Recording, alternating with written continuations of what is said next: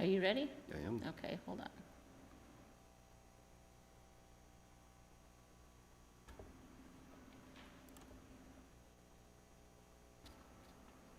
Okay, Good morning, everyone. At this time, I'll call the Crow Wing County regular board meeting for April 13th, 2021 to order. If you'll stand for the Pledge of Allegiance and a moment of silence, please. I pledge allegiance to the flag of the United States of America and to the republic for which it stands, one nation, under God, indivisible, with liberty and justice for all.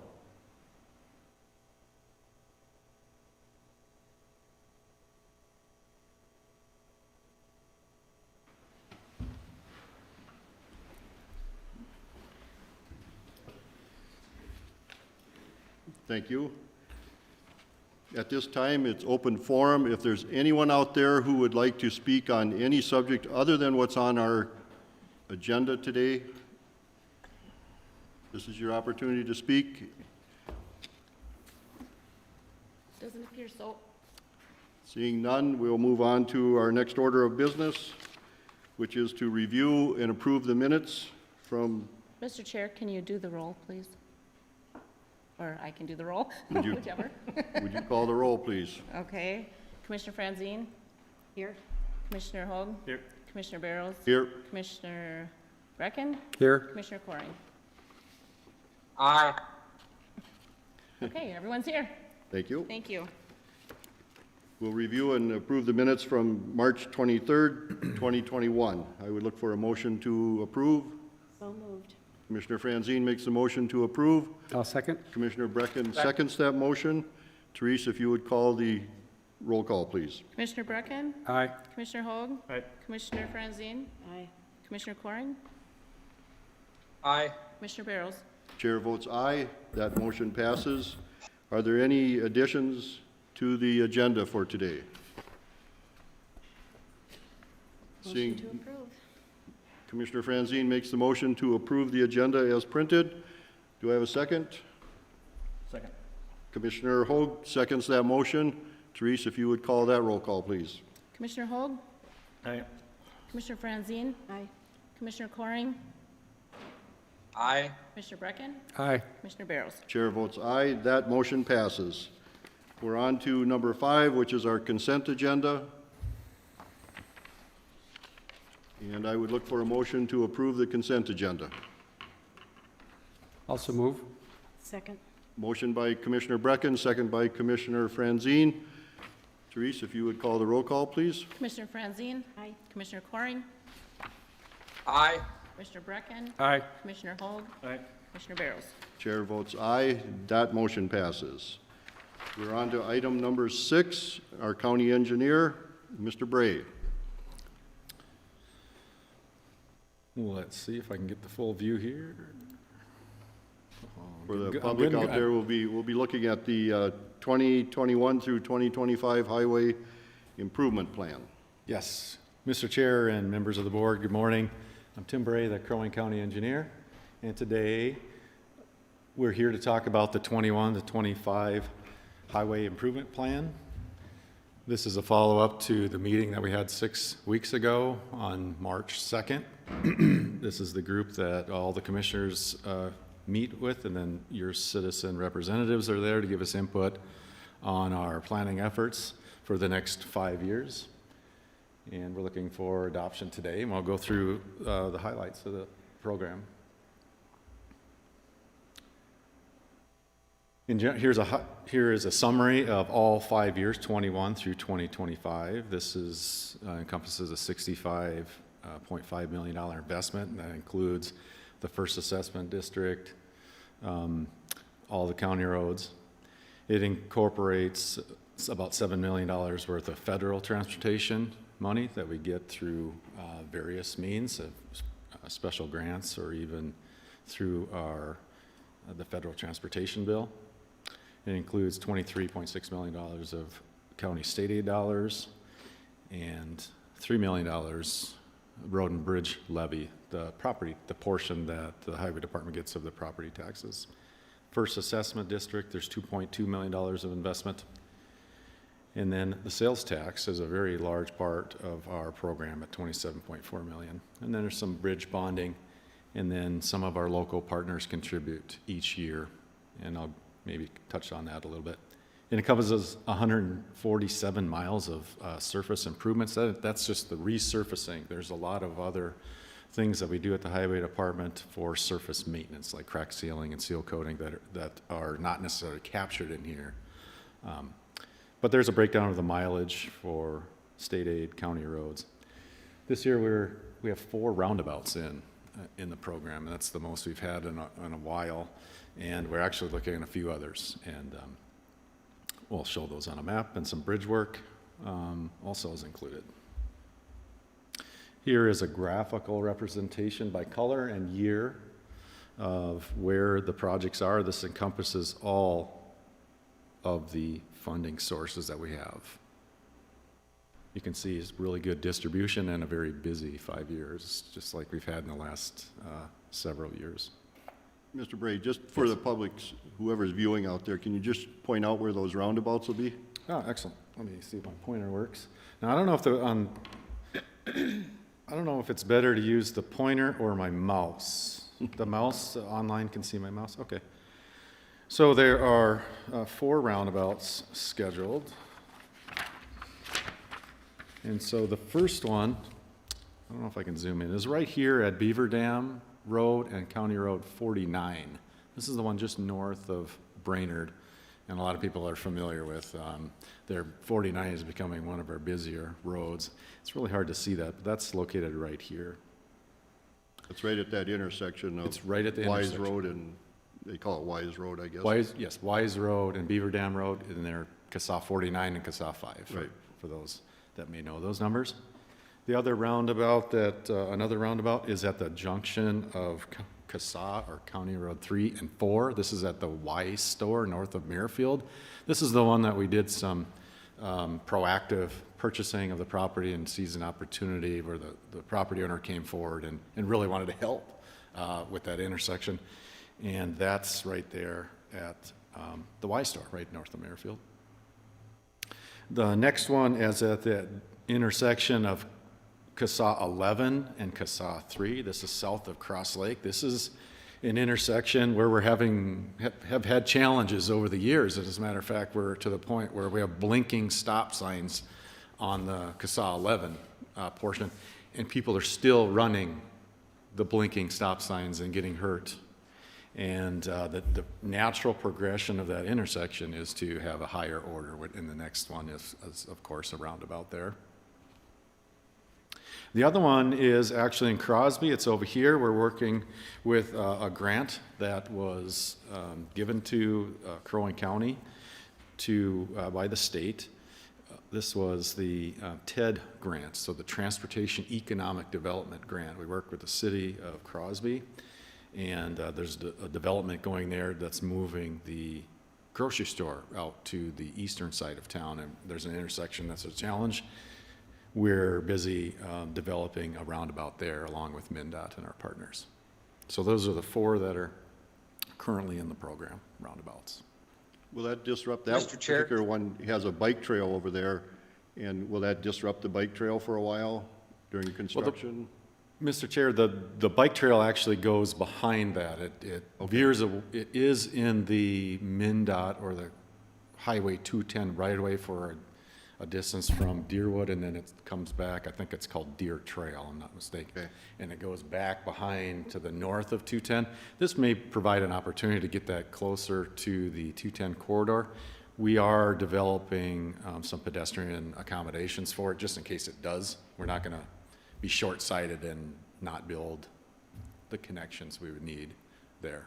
Okay, Commissioner Coring, did you have a question? Yes, thank you, Mr. Chairman. Tim, what about in my district down there? It almost looks like you got a roundabout. Yeah, go up a little bit. That red thing, what's that red thing there you got? It's not, thank you for pointing that out. That's a symbol we're using for spot improvement, so it kind of even looks like a roundabout, but it just means it's a spot treatment. It's not a roundabout there. That's a bridge replacement, I believe. I'd have to dig in real quick. I think your bridge replacement is up a little further there on County Road 23, if I'm not mistaken. And I don't know if there's a bridge right there where that dot is, or what looks like a roundabout. So just want to make sure.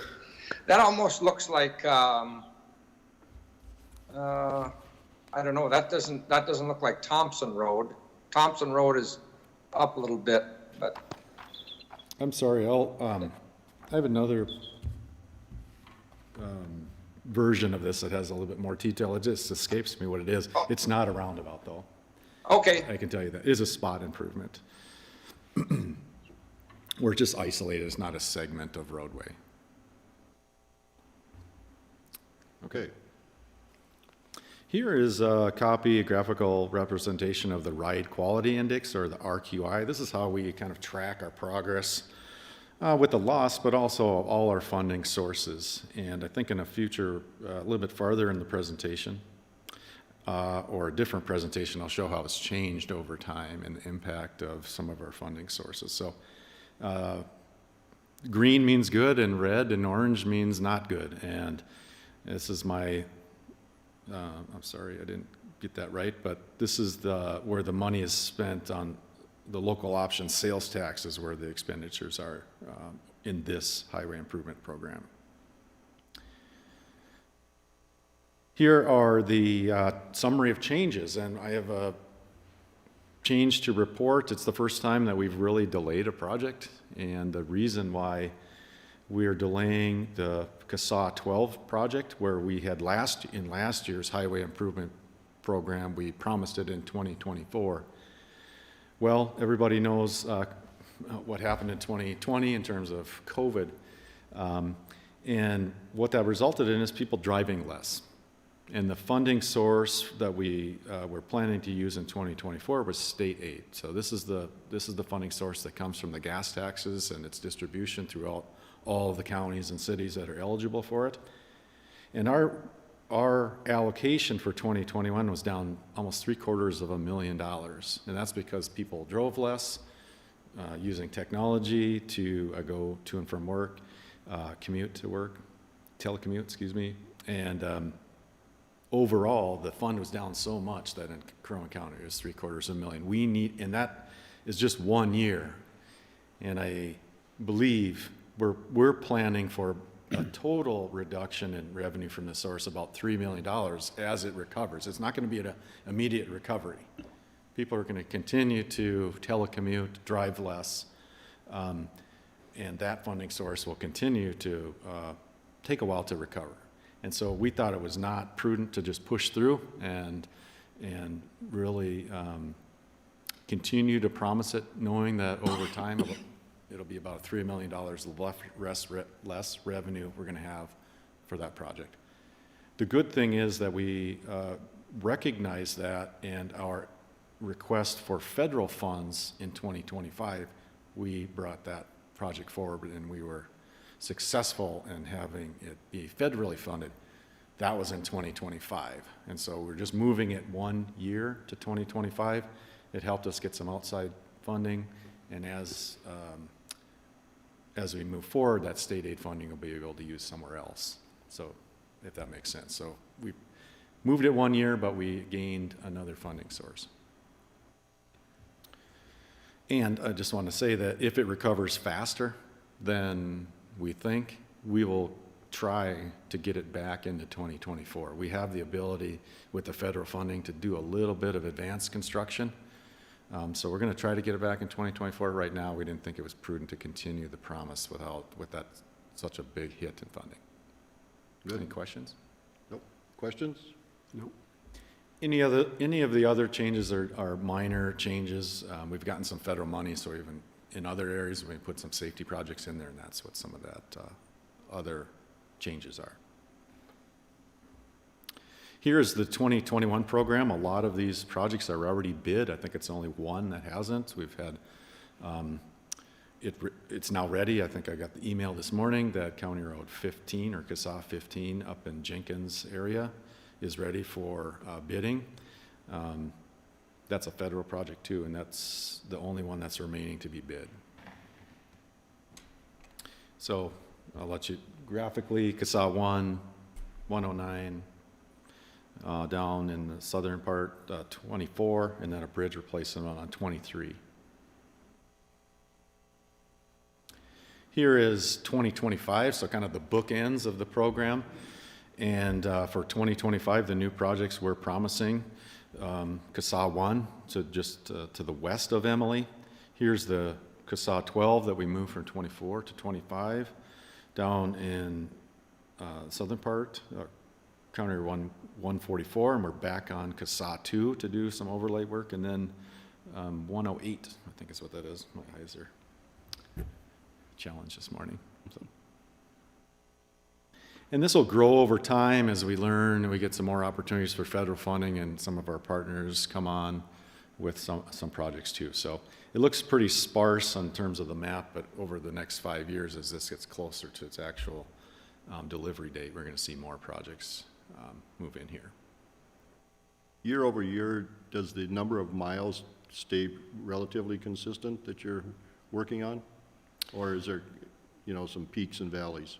There are some peaks and valleys for construction because, for example, County Road 115 is included in this plan, both half, the north half and the south half. And that's a substantial investment that we're making, and it's reconstruction. So it's about all said and done with right-of-way acquisition and engineering. We're anticipating about a $12 million investment there over the course of 5 miles. And so you can do a lot less reconstruction or a lot more surface, just simple surface treatments with it. So our mileage goes down in 23 and 24 pretty substantially as we make that investment in such a contained area, 5 miles. That same investment we could do, 20 miles or more, So. Pretty significant. So it does go up and down. Thankfully, we're getting close to the end of the reconstructions, the expensive ones. CASA 13 is this year, the last portion is a reconstruction. And then 115 is our next reconstruction. We've applied for some other grants that may also bring those in later, but we're getting to the point where we don't have to reconstruct much anymore. And we would not be able to do it without the help of our funding sources. Yeah. Mr. Chair, Tim, if I can, has County Road 1 been impacted much by that pipeline traffic?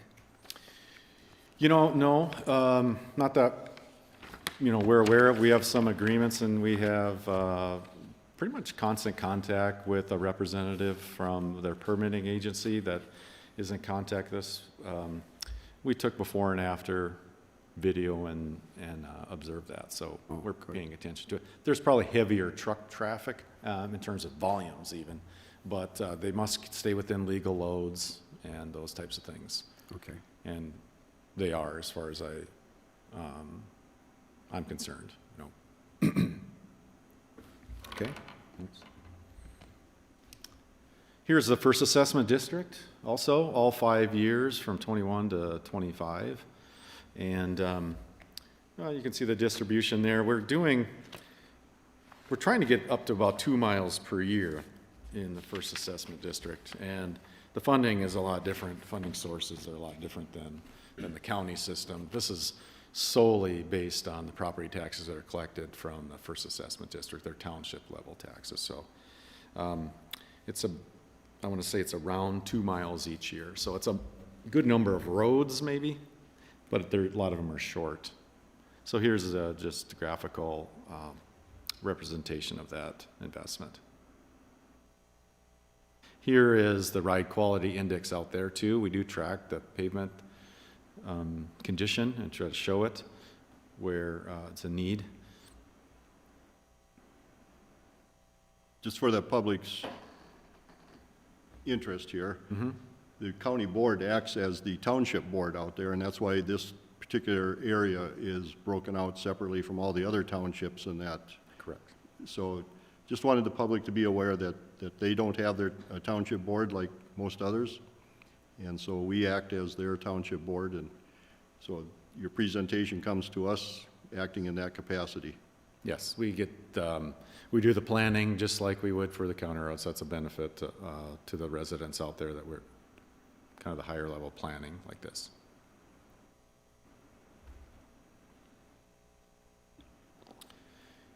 Now on to local option sales tax. Here's just a summary of the investment that is derived directly from the local option sales tax. It does not include the other sources of funding, state aid and property taxes. The summary is 71, or I think it's 72 miles that we're planning to do here over this period. And here is a graphical representation of everything we've done since 2015.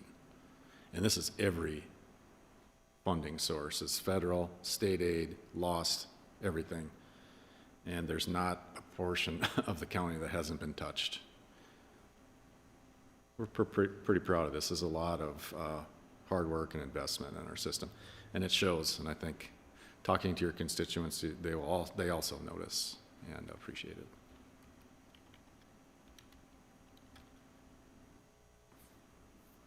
Here is the completed projects for the first assessment district.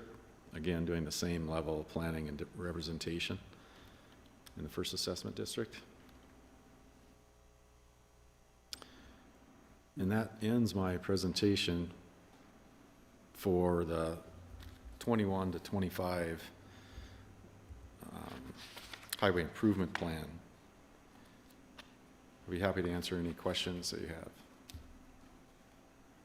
Start with Commissioner Coring. Any questions, Commissioner? Mr. Chairman, no questions. Thank you. Good presentation. And I appreciate Tim and all your staff on behalf of my constituents. I've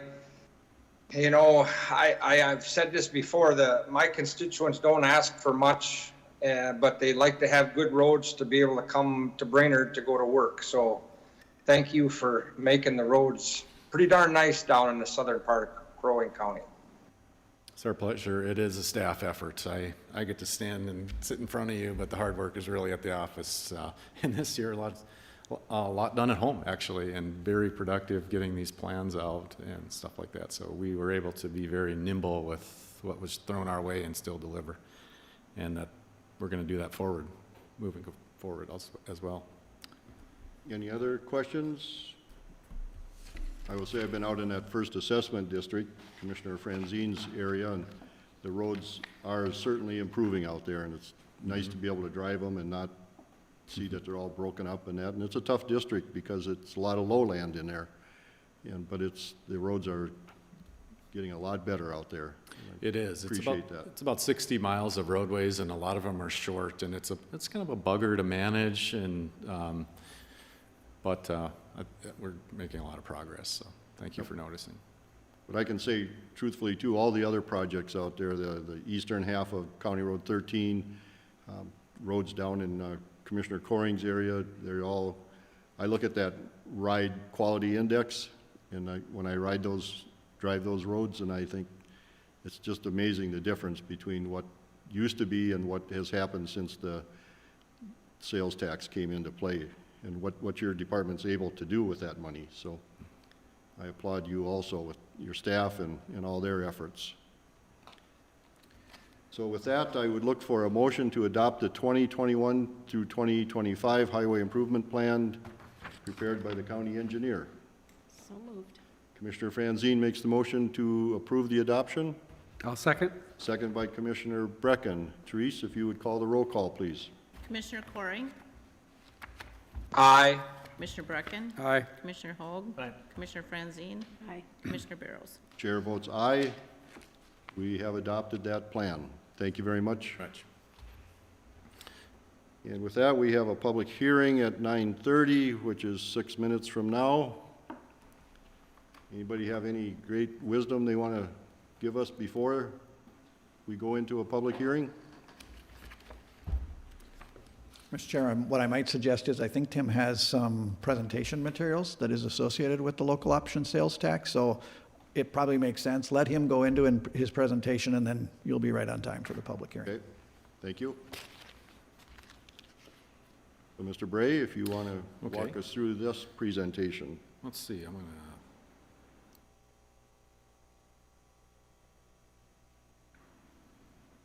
Let's see if it was a fluke to get it to work here.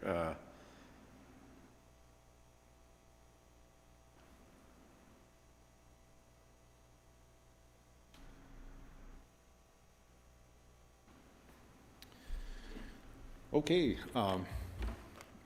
let's see.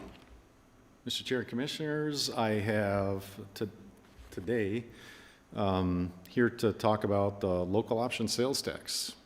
And we engaged in a discussion over a year ago. So March 2019, I first mentioned that our challenge at the Highway Department to do the planning effort that I just talked about for the 21 to 25, that in 2026, without knowing if the local option sales tax revenue, which is now up to $7.4 million, is going to be available. And so, again, we talked about that over a year ago. We touched base with it again about 6 weeks ago, and I got the direction to come up with a proposal for your consideration, set the public hearing that we're going to have in a few minutes for the time frame of 2021, so from today, to 2040 is the direction that I was given there, and I prepared materials for that, and I'll go through those. What you see right here is the sales tax in each of the counties. It's really more of a cover page. In Crow Wing County in the Brainerd and Baxter area, it's 7.875, and the rest of the county outside of Baxter, which levies half a cent also for infrastructure and other projects, it's 7.375. Here are all the counties now that have adopted the local option sales tax. They are the ones in the purple and blue.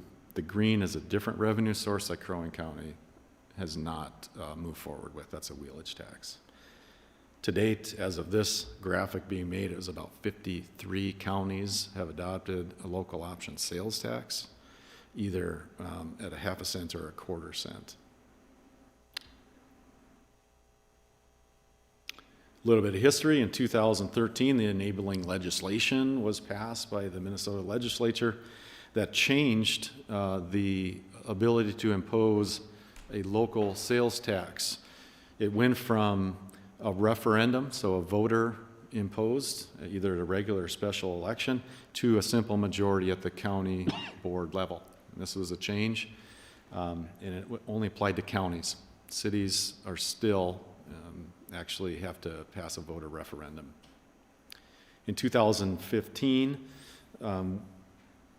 we got around to, actually we waited for the legislature. There's a lot, I remember waiting for the legislature to act, and after the tipping point was the last special session in the summer of 2015, where the county board said, you know what, we're gonna really seriously look at this, and we got going.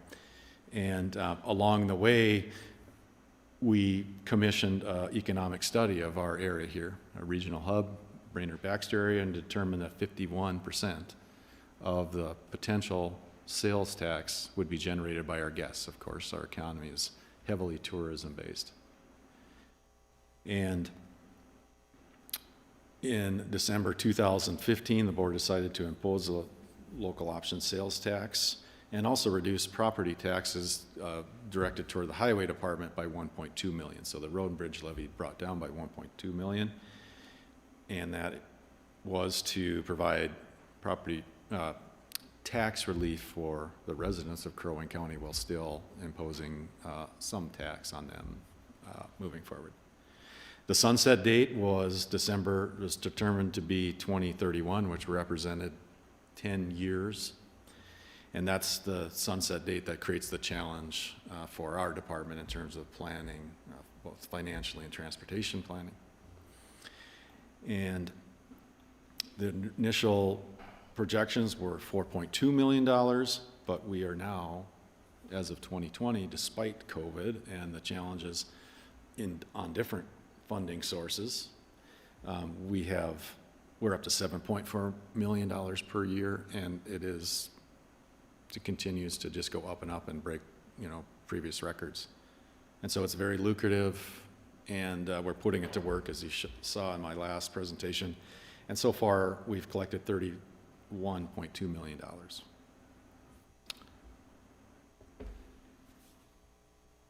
Here is that revenue, the history.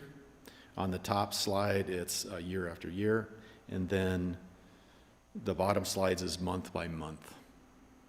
And so it flows with our, the increases per month correlate with our or guests that come here, sorry.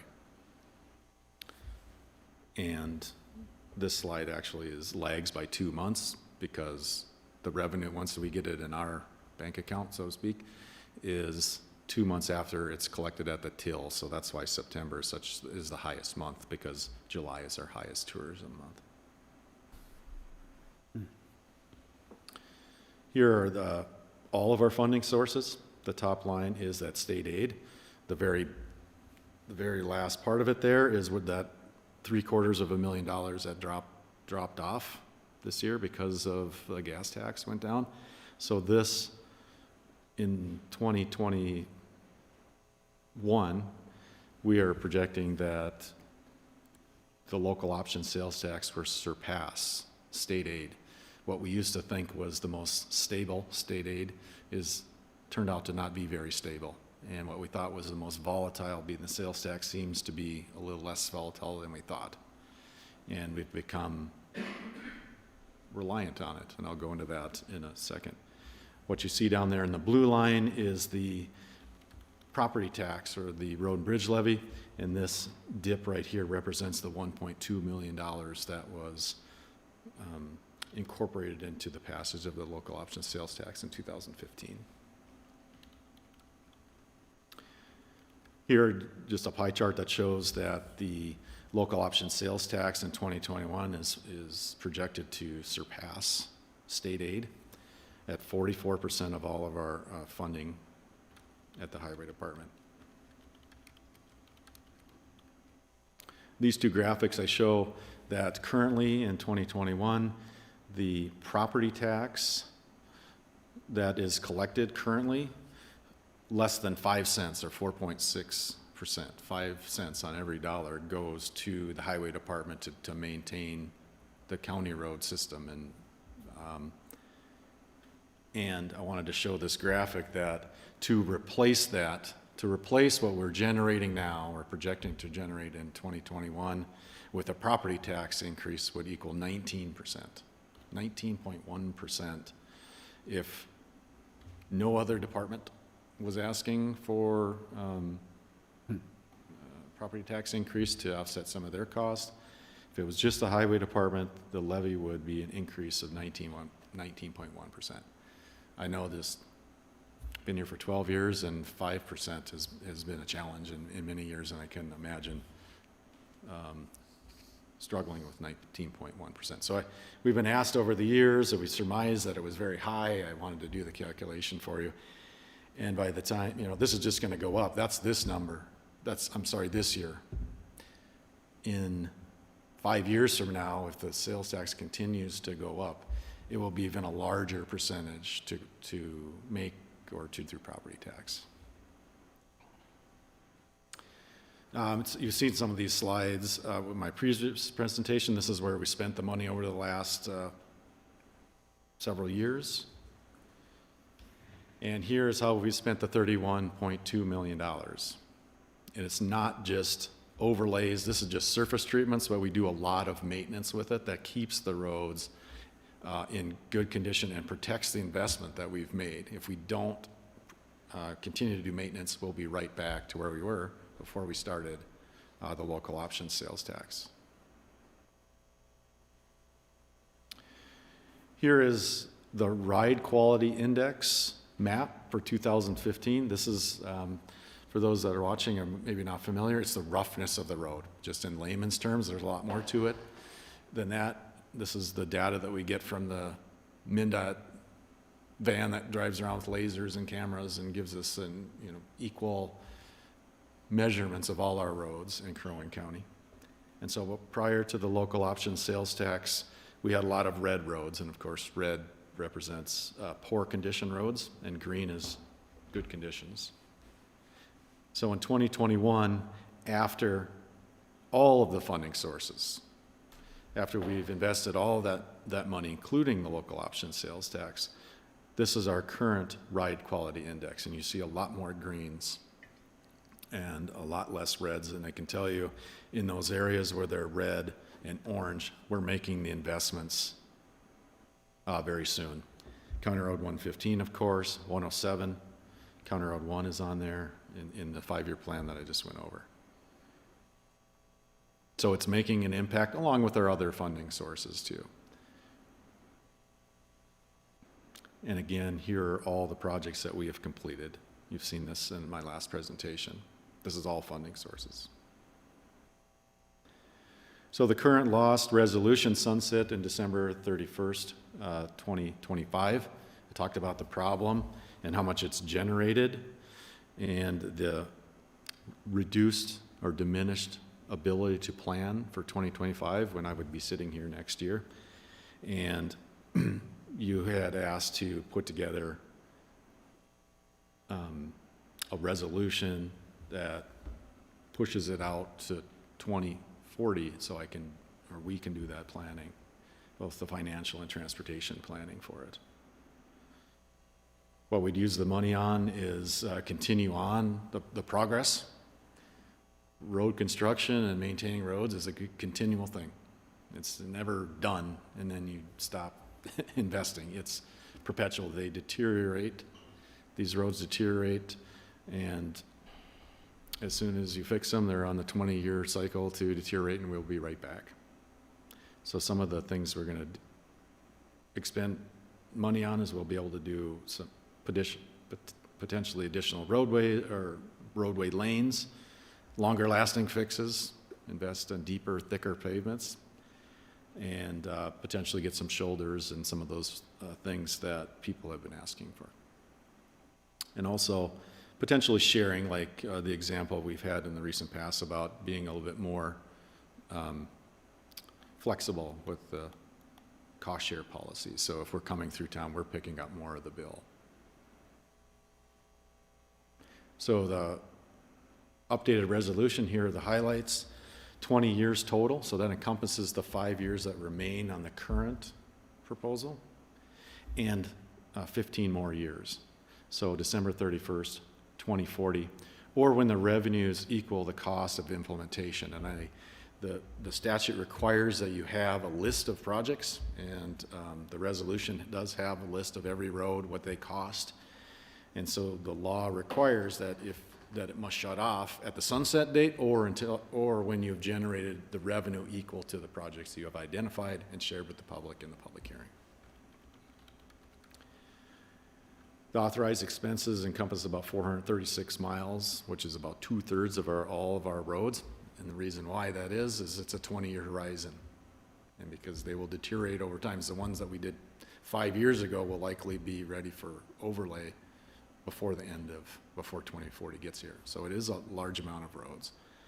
And it's, like I said, as soon as we're fix them, they start to deteriorate, and it's on a clock. And so this is a rotating thing. It also has a potential to fund bridges that are coming up. And then those maintenance activities that we've talked about, seal coating, pavement markings, crack sealing, shoulder and graveling, dust control, those things that protect our investments that we've made through lost and other funding sources. So the next steps really are the public hearing that is scheduled for here just in a few minutes. And then you can choose to take action today, or you can ask for more information and come back at a later date. And then after it is passed, if it is in fact passed, we'll file it with the Department of Revenue. It will be continuous. They just need to know the new sunset date. And I've had some contacts with the Department of Revenue. They looked at the resolution that I'm proposing for you today and thought it would look good. And so we got the people that act on it taking a look at it and kind of looking over our shoulder. There's the actual resolution that was in your packet, 21 through 2040. And it has those sunset dates, and it has those references to those lists. These are the attachments this is the graphical representation of all the roads on the county road system that we're asking to be eligible for the local option sales tax. And here's the list and the cost. Those are in your packet in detail. And then the CASA system, we broke that out also. And it includes bridges, roundabouts, and the roadway segments. And here's the list and the dollar amounts associated with those projects that we'd like to be eligible for the local option sales tax moving forward. And that is my preview to the local option sales tax. Just for clarification, how many miles do you operate in the county? It's about 600. And there's some FAD in there too, so a little under 600 when you consider just the county roads and the CASA roads that would be eligible for the lost. So when we look at these costs, it's not just the miles though that count, because you got bridges in there, you have culverts Correct. in there. I mean, there's a lot of cost that Correct. is associated with those miles that we talk about all the time. But, so I just want the public to know that this department spends a lot of money and a lot of time making sure we can get from point A to point B as comfortably as possible. And I just to that point, Mr. Chairman, that down here in the bottom, I know it's very difficult to see, is that we have system-wide maintenance and preservation. These are the ones that are seal coating, roadway striping, those things that cost money to maintain the system, crack sealing, durapatching, shouldering, those maintenance activities which are just ongoing. Those are included as eligible costs under local option sales tax, and we've been doing it. It doesn't end up on these fancy maps because every road would be red then. We're bringing it to the public hearing to tell the public that we're spending it not only on the surfacing and the stuff that's very obvious to tell, but also the little things that kind of keep it going. And it's Chair? a significant amount there. Commissioner Coring? Mr. Chair, I would so move to open the public hearing to consider extending the local sales tax option dedicated exclusively to Crow Wing County road projects. Thank you. Commissioner Coring makes the motion to open the public hearing. Second. Second by Commissioner Franzine. Okay. Is there anyone out there in the public that would like to address? Oh, I think we got to vote on I'm it. sorry, what'd you say? Need to take the roll on that. Take the roll call? Commissioner Brecken, Aye. Commissioner Hoag, Commissioner Franzine, Commissioner Coring, Aye. Commissioner Barrows. Aye. So with that, the public has the opportunity to address the local option sales tax extension. Is there anyone out there who wishes to speak to that? I know there is, Dave Peterson had called in and said he was getting on here. I don't know if he's Mr. here yet. Mr. Chairman, also, we had received, and I apologize for not saying this before, but we also received a letter from the Chamber of Commerce, the Brainerd Lakes Chamber of Commerce. I think you've all seen a copy. I'll hand out another one. I'm not sure if Matt is here to join us today, but I'll hand out his comments and Okay. summarize his comments. Is Mr. Peterson or Mr. Killian on the line? This is Dave Peterson. Go ahead, Mr. Peterson.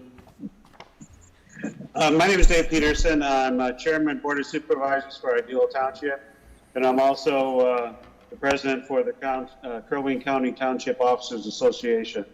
So I have two concerns about this. But before I get to those, I'd like to say I think Tim has done another good job here of laying out the plans for the county for the next 15 years. I think the 0.5% option sales tax is a good thing, and being able to generate more revenues for maintaining our roads. I have two concerns. One is, first one, and I'm speaking now as the chairman of the Crow Wing County Association of Township Officers, and that's for all 28 townships, is that the distribution of the revenues. There's nothing in the statute that says you cannot share this tax with the other local jurisdictions. I think we're thinking too much of in a silo mentality here, is that we're just thinking county roads. We have a whole transportation system here in the county, and a lot of it deals with the townships itself. And so we would like to see as townships some of that excess revenues, which are being generated way and above what the forecast was, shared with it. Because when the people come up here in the summers and our population balloons by 2.5 to 3 times, they don't park on on county roads, don't exclusively use county roads, but they're using the local road system. And we don't have the ability to generate revenues like the county does, and I think it'd be wise to think of this as an entire county project as opposed just to the county roads itself. And secondly, looking at the plan for the roads that were listed in there for the next 15 years, I think we're limiting ourselves by the terminology we use, because the terminology used on the plan is for rehabilitation and reconstruction. And rehabilitation is restoring it to its original condition, and reconstruction is rebuild after being damaged or destroyed. There's no wording in there for enhancements or improvements, safety improvements. And we've had this conversation amongst Ideal Township, Jenkins Township, and the city of Jenkins, and Bill Brecken was in some of our meetings with us, and that's regarding County Road 145. It's in dire need of safety improvements. There are not shoulders there for people to walk on. There are safety issues. Was somebody else going to say something? Nope, go ahead. You're the only one speaking. Okay. And so I think it could be broadened and changed slightly from its present format as being proposed. And that's all I have to say. Thank you very Mr. much, Chair. Mr. Peterson. Is Matt Killian, are you on the line? Mr. Or- Chair, Yes, Commissioner Coring. I've got a question for Mr. Peterson. He said that is he still on there? No, he's not. No, Is he actually speaking for the entire township? Mr. Peterson, are you speaking for the entire Township Officer Association? I guess so you're speaking on behalf of all of my townships in southern Crow Wing County? The township officers have a concern about our roads and our inability to get additional funding without raising our levies ourselves. Yes. Right, I understand that, but did you guys have a meeting, and I would assume a majority of the townships are agreeing with the position that you're espousing here to the county board, correct? As far as taking a formal vote on that, I would say no. But conversations I've had with other township officers, I would have to answer you yes. But you're not speaking for the Township Officers Association. You haven't had a meeting, you haven't had a vote, have you? A formal vote, I would say no. But I would address this as a concern of all the townships within Crow Wing County.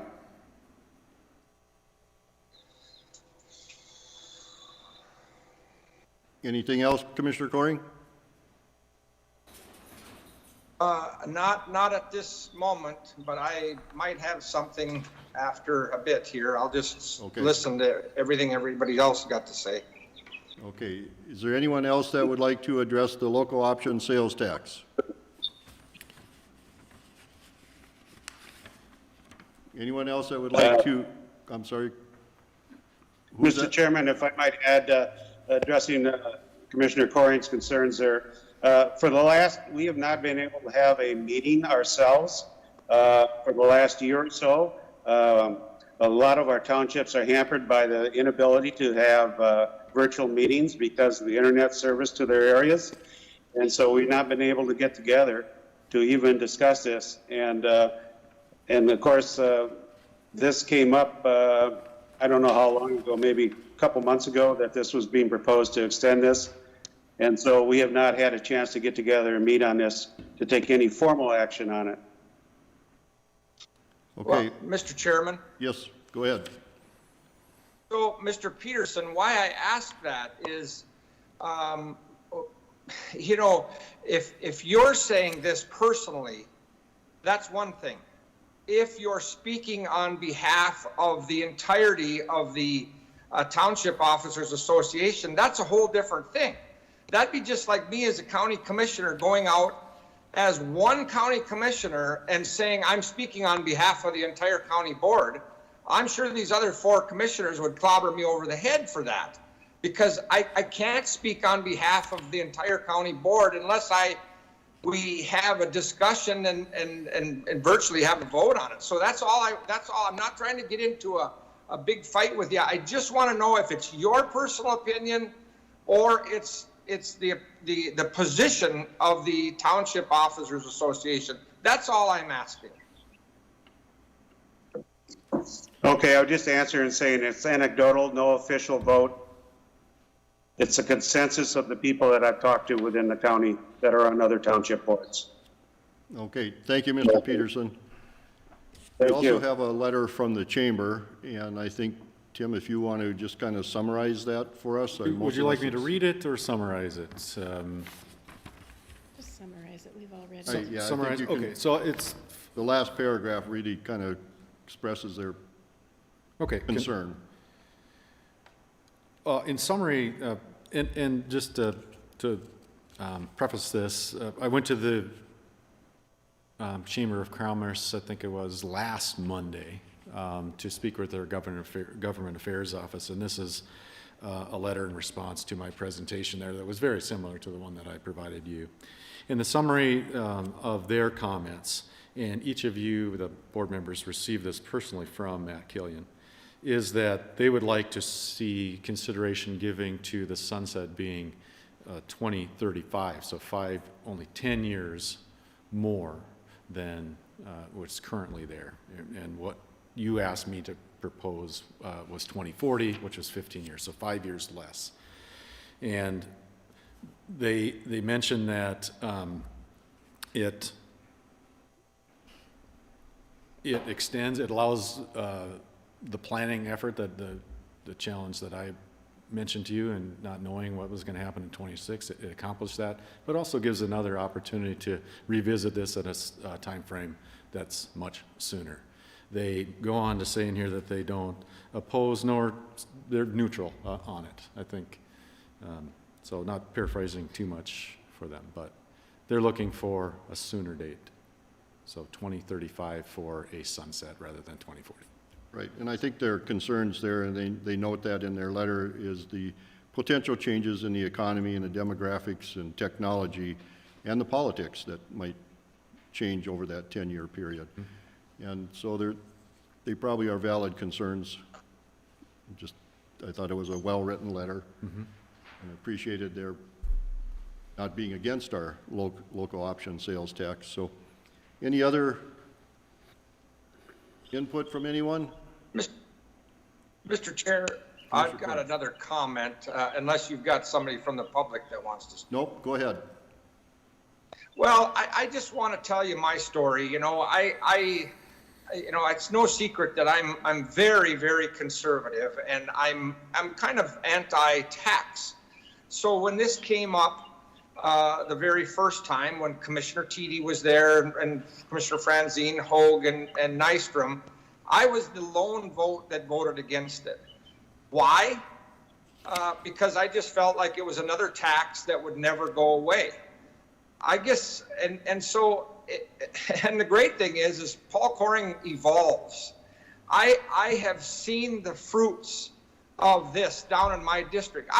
We all as commissioners have different districts. Rosemary's district's different. Bill Brecken's district, yours, Mr. Chairman, is very different because you virtually hardly have any county roads. I have a lot of rural people that are going to Brainerd Baxter for their work. And I have heard from those people that are thanking me and the county board for, in essence, making the transportation system workable for them to be able to drive to work. And so I've since changed my mind. This has been a boon for my area and my people. And if you think about it, in the presentation that Tim just gave, I actually was going to ask a question because I sat here on my calculator and was figuring it out, and I had it at 19 years or 19%. If we were going to raise the property taxes 19%, the people would come up to this courthouse and they'd run us all out of office. they couldn't afford to pay this amount. And so Mr. Chair and county board members, I'm a believer in this. This has been good for Crow Wing County.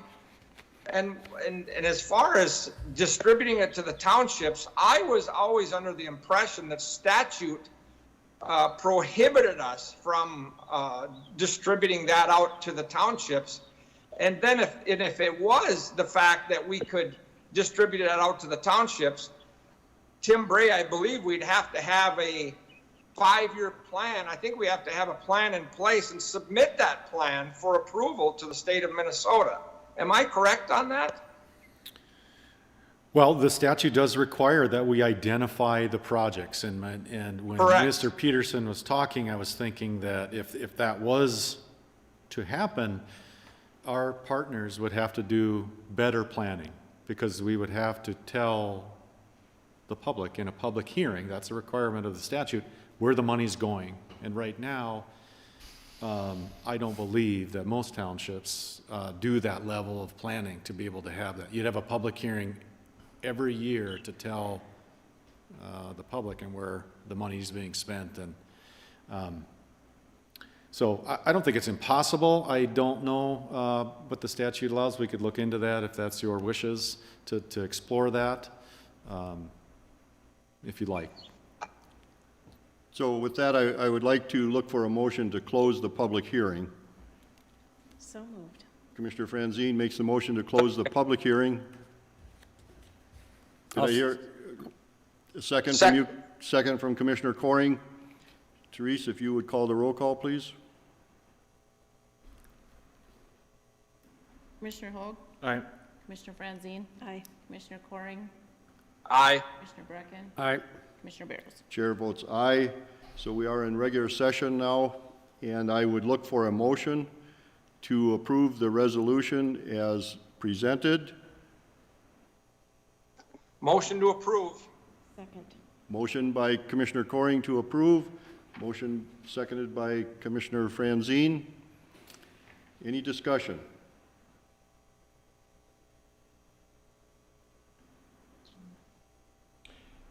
Maybe, Mr. Chair, just one question. If there was any consideration to the Brainerd Chambers request of 10 years rather than 15, I don't know what the appetite of the board is for that, but understanding this could go away at any time, at the board's discretion. So assuming we do have a economy that crashes or whatnot, that is an option today.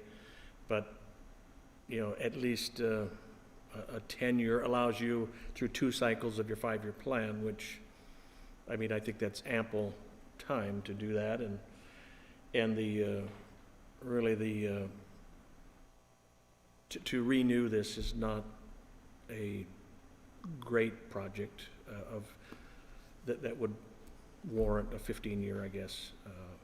You've got your plans that make it fairly simple to identify the projects. But I just throw that out as, I can support either, but. So Commissioner Hoag, to your point, are you making an amendment to the motion? Well, I want to throw it out there. I don't know what the appetite is, but I would support an amendment to 10 years rather than 15, if the board so chooses. Is Mr. Chairman, for clarification, is that a motion? That is a motion. So do we have a second? No.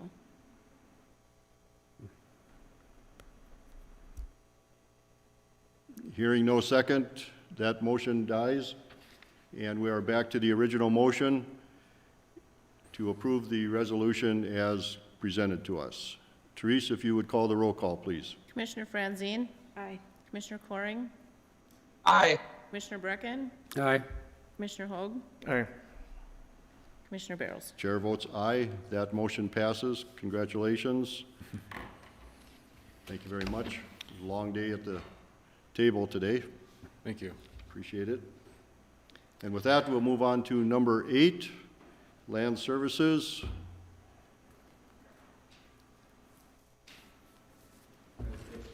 Come right to the table.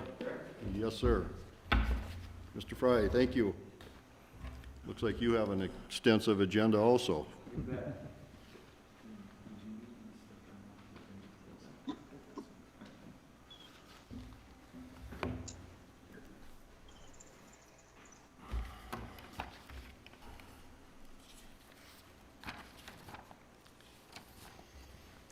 So we'll be taking these individually. Is that what you're proposing?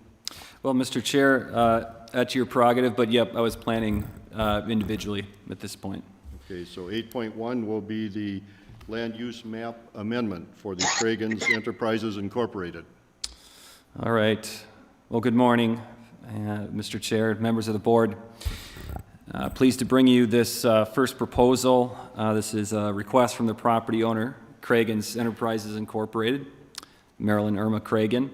This is for the property at 17016 Gull River Road, County Road 77, primarily in Section 27 of First Assessment, unorganized. The request here first is for a land use map amendment. It's to amend the official land use map for 6 parcels, all with the PID numbers that are in your county board packet, from rural residential 10 to rural residential 5, involving approximately 208.31 acres. And the reason for this request is Craigens Golf Course and Resort is proposing an expansion by 9 holes of their golf course and a number of residential units that I'll get into on future requests here. In order to get the density they need for their dwelling units and for their conservation development, they're requesting to change the zoning on 6 parcels of the 8 parcels that are involved in the overall development. And so that would change it again from rural residential 10 to rural residential 5 to get additional dwelling units as part of their development. There's a couple maps that are in your board packet. Mr. Chair, members of the board, if anybody would like me to point them out or to go into further detail on this one, I'm happy to do it. I will state that in terms of the history on this one, this entire project that I'm scoping out, as you know, at March 23rd, the board did approve a negative declaration for an EIS, which means we can move forward with more of these approvals for the project itself. Planning Commission on March 30th did unanimously recommend approval of the zoning changes, these 6 parcels, and there wasn't too much comment at all that we've received in regards to this proposal. So with that, I'll take your questions or look for motion. Any questions for Jake? Motion to approve. We have a motion to approve the petition for Craigens Enterprises Incorporated for the land use map amendment request based on the findings of fact and file in the Land Services Department. Do we have a second? Second. Second by Commissioner Franzine. Therese, if you would call is there any discussion regarding this? Seeing none, Therese, if you would call the roll call, please. Commissioner Coring, Aye. Commissioner Brecken, Aye. Commissioner Hoag, Aye. Commissioner Franzine. Aye. Commissioner Barros. Chair votes aye. That motion passes. We'll move on to 8.2, which is the preliminary plat for Craigens. Okay. Well, thank you, Mr. Chair and members of the board. The next request is approve, table, or deny the preliminary plat of Craigens Legacy Village. It's a conservation development consisting of 79 lots, 69 lots for individual dwelling units. 59 of those are in Crow Wing County.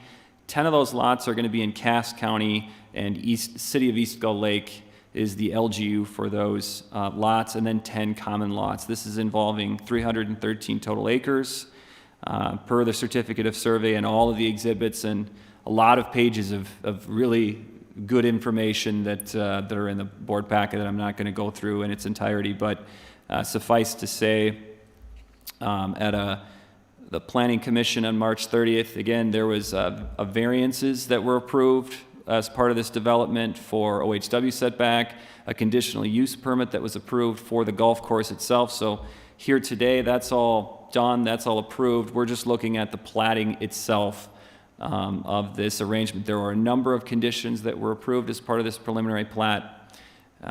With that, I can go into detail, otherwise we'll leave it at that. We'll be looking for a motion. Do I have a motion to approve? I have a question. I know that the majority of this is in Crow Wing County, but has Cass County approved their portion yet? Yes, my understanding is, Commissioner, that they have. And that meeting actually occurred the same night as the Planning Commission meeting. So. Okay, well then I'll make that motion. Commissioner Franzine makes the motion to approve, I'll second. seconded by Commissioner Brecken. I do have one question about the board action that we're voting on, and that is, it mentions the 10 lots to be located in Cass County. Is that appropriate to have that in our motion? Mr. Chair, I think we're just dealing with the Crow Wing County planning and zoning side of things, so we're going to be looking at those lots that occur in Crow Wing County. Okay, and it also mentions East Gull Lake, which is Cass County in Right. there too, so. Yeah.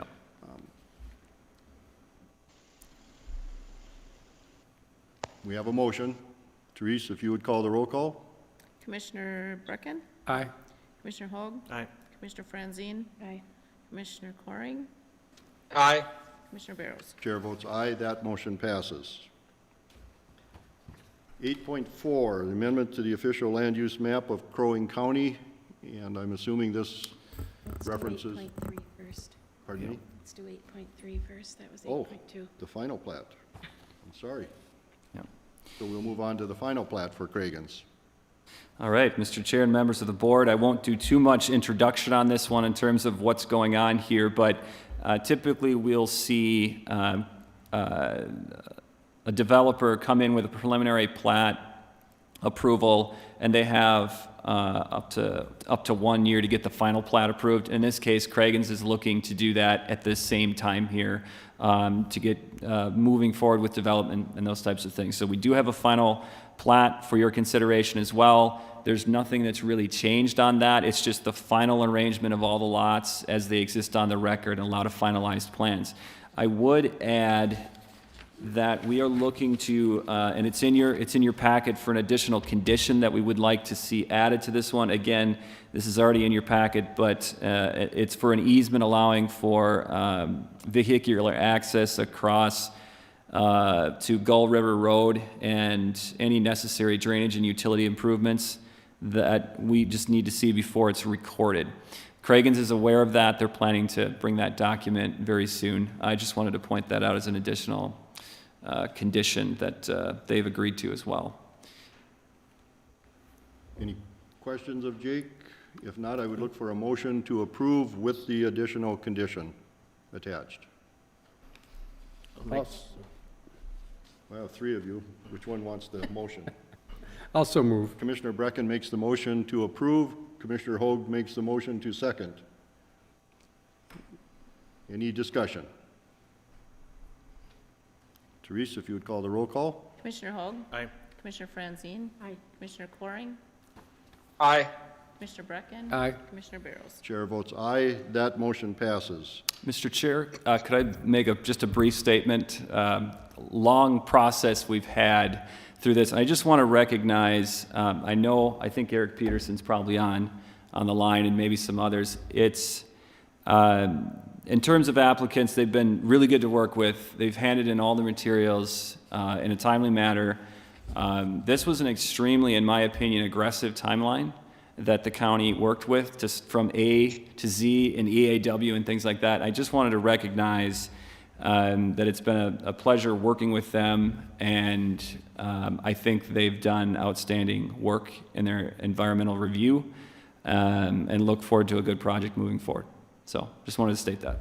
Thank you, I appreciate that. And likewise for our staff and that and all the work that they put in on it. I think it was a plan that was pretty complicated, but, and like you said, the timelines were moving fast, so appreciate everything that everyone did on this project. So with that, we'll move to 8.4, which is the amendment to the official land use map referencing County Road 77.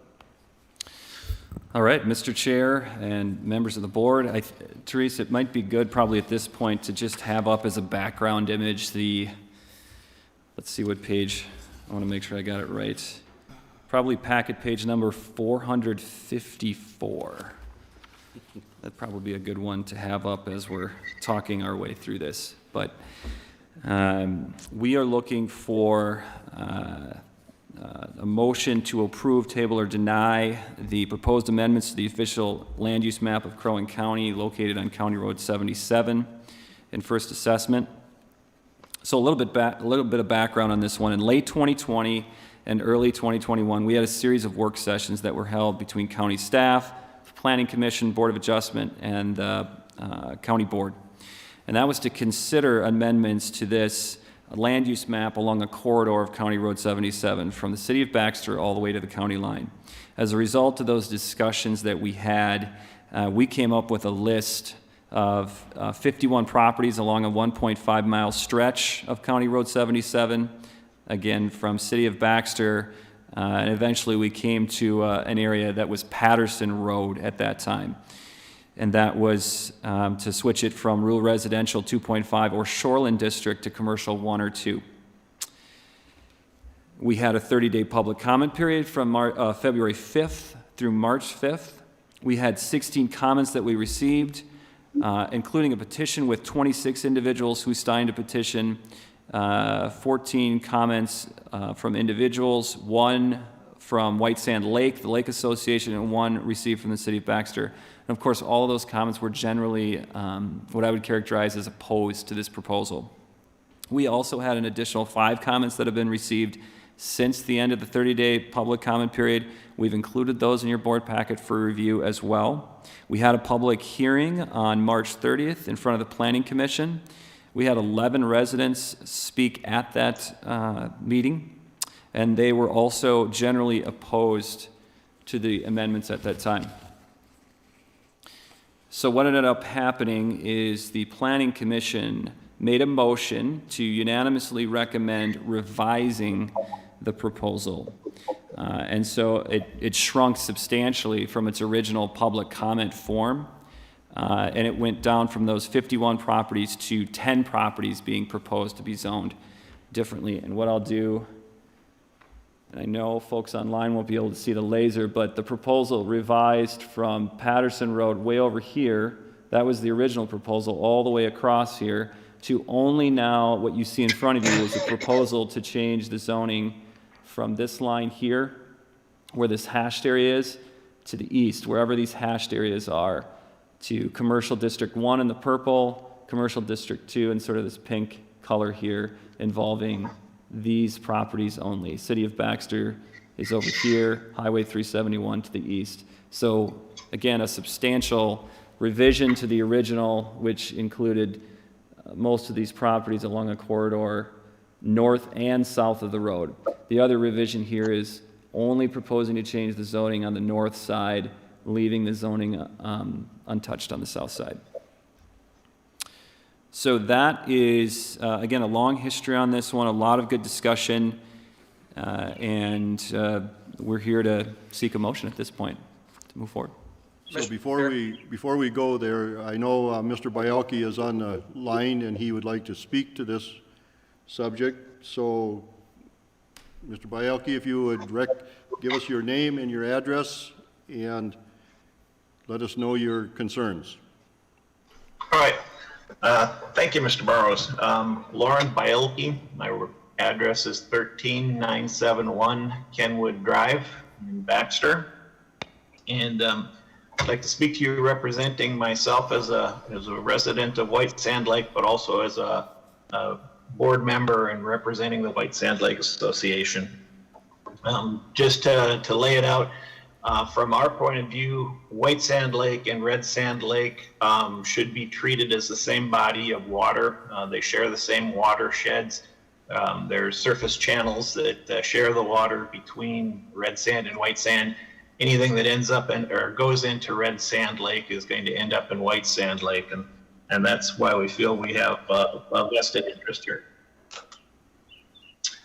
My concern here is I think that the residents were really caught off guard with this ordinance change or zoning change, and really don't understand the need for it. Probably that, and we don't understand the effects that are there, and that's probably because we were fat, dumb, and happy, and didn't see any changes immediately happening. But anyway, what I really want to say, I know that we had an opportunity to participate in the committee process and put our input in. We appreciate that. But I think what this triggers is that we really don't understand, or at least I don't think I do, fully understand the water flows from through the watershed and through the red sand and white sand lakes. And we feel those are very valuable assets to the county, but they are very fragile lakes. Red sand is very shallow. White sand is not much deeper. We have a relatively small watershed, so any changes up there could potentially damage those lakes. So I did have the opportunity to speak with Commissioner Barrows. I appreciate that. We talked about we can't stop progress, and that whether these zoning changes happen or not, there's going to be continued development in the area. But I'd like to make the request that the White Sand Lake Association is able to become a partner with the county in protecting the watersheds and the red sand and white sand lakes. I think we can be an effective partner if you'll help us, and that we can understand what the effects of these changes might be to the lake. The White Sand Lake Association has been reinvigorated over the last 2 years. I think we now have at least 70% of the property owners on White Sand Lake as dues paying members. So I'm here to say we see these changes coming. We want to be a partner. We want to protect these lakes. It's in everyone's interest to do so. And so whether you make these changes or not, I'll reaffirm that we're still opposed to these changes, but whether these zoning changes happen or not, we would like the county to help us to become better stewards of the red sand and white sand lakes. So with that, I thank you for your time, and we'll see what happens. Thank you, Mr. Bielke. And with that, we have a recommendation from the planning. I'm sorry, Commissioner Coring, is that you? Yeah, that is me. If I could ask a couple questions, please. Sure. Jake, going back to what you said, did you say that the city of Baxter weighed in on this rezoning? Officially? Yes, Mr. Chair and Commissioner Coring, officially, yes, we did receive a letter in general opposition from the city of Baxter. Yep. I'm kind of surprised by that, because I know the county board, I've never in 8+ years, over 8.5 years, I've never seen the county board weigh in on any issue that the city of Baxter is doing, but I guess we could probably do that in the future. I don't understand that. You know, I guess the way I look at this, and I understand what Mr. Bielke's saying, and he, in your comments, you said you understand there's growth. And here's what the county board, I think, at least speaking for myself, is trying to do is I think it's our job. People elect us, and we're trying to figure out where the future growth is going to be, or where it should be. And that's our job, because once 371 is from Baxter to Nisswa is filled up, there's going to be future growth. There's going to be businesses that want to come here. There's people that want to move here. And it's our job as policymakers to figure out where this growth should be, so that it does not have an impact on Red Sand Lake or where it should be. And so I don't know. I thought this was a good exercise to, and to me, it's a kind of a logical choice. It seems like there's a lot of property that has become kind of piecemeal commercial along that corridor. So I guess I think we're doing our job. I can still remember as a little boy when 371, there was nothing. There was absolutely nothing where Menards is at, that Wells was there. It was an old junkyard. And, so what if, 40 years ago, 45 years ago, we would have said, we don't want any development there. I tell you, folks, we got to look futuristic and figure out where the growth should be. Because if we don't do planning and we're just going to do it piecemeal as the projects come along, I just don't think that's the proper way to go about it myself. So Commissioner, according to your point, I have to defend the city of Baxter a little bit here because, and this is my rationale, is that the watershed flows into red sand. White sand on the south end is about a foot lower than red sand. So water runs into there before it ever goes out ditch 10 up in the northwest corner of red sand. Whatever goes into that water, and if we pollute it, impacts the value of those properties that are on white sand. So to me, the city of Baxter does have some skin in the game to look at what we do with development along 77 and 371. Having said that, I think that we do have a proposal here that minimizes some of that at this point. I've spoken with a couple residents. I have recognized with them that we were trying to, or at least I was trying to, get away from spot zoning. And to your point, Commissioner Coring, trying to find those areas where we know development will most likely happen is important, and we need to continue to look at that. If we don't do that, we're going to be back to spot zoning, and that means that any piece of property in the county could become commercial even if you don't want it. So we've seen that happen. We have the Randolph property further to the west on 77 that we designated as commercial. So that's what happens when we don't have a land use map that recognizes sort of those corridors of economic growth. Having said that, I will close my mouth and I will look for a motion to approve the petition with the proposed amendments to the official land use map of Crow Wing County. Mr. Chair, I got a question Mr. for Holt. Jake. So the new proposal coming from the planning and zoning are for the 12 parcels, 2 of which are already commercial. So the 10 remaining, are those residential homes that people occupy now? So, Commissioner Hoag, the 1, 2, 3, 4, 5, 6, 7, 8, 9. Yeah, those remaining are residential, and there are, residential homes on those properties. So I guess, why would we, if somebody's living in their home, happy with their surroundings, why would we just go in and tell them that their parcel's going to be commercial? I've never seen that happen before. I understand this development, I think, maybe 20 years ago, before it did get somewhat densely populated with residential, this may have been a good thing, but we missed that opportunity. Likewise, I don't recall ever seeing one single comment that supported this from the get-go.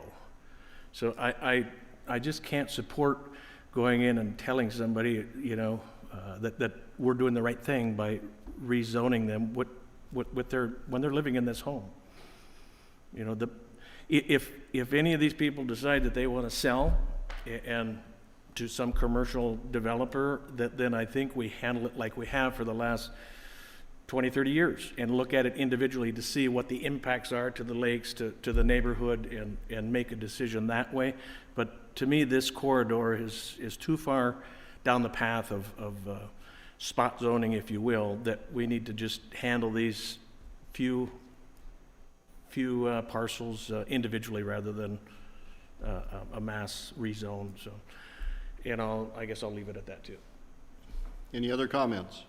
Well, I think, Mr. Chair, too, when we had this originally on the south side of 77, there's a lot of residential lots there that really wouldn't make sense making those commercial at this time. So, and I do think that I also was too focused on eliminating the spot zoning and realized that at the public hearing that I really wasn't being open to and listening to what the residents were feeling in that area. Other comments? Well, I just think everything's probably been said. As Jake said, the letters that we've gotten are in opposition. I just don't understand this whole thing. Okay, so at this point, I'm still looking for a motion to approve the petition for the proposed amendments to the official land use map of Crow Wing County.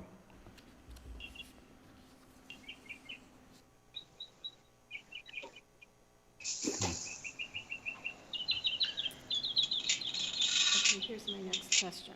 Doesn't look like we're going to get a motion. If we want to just leave it alone, do we have to do anything?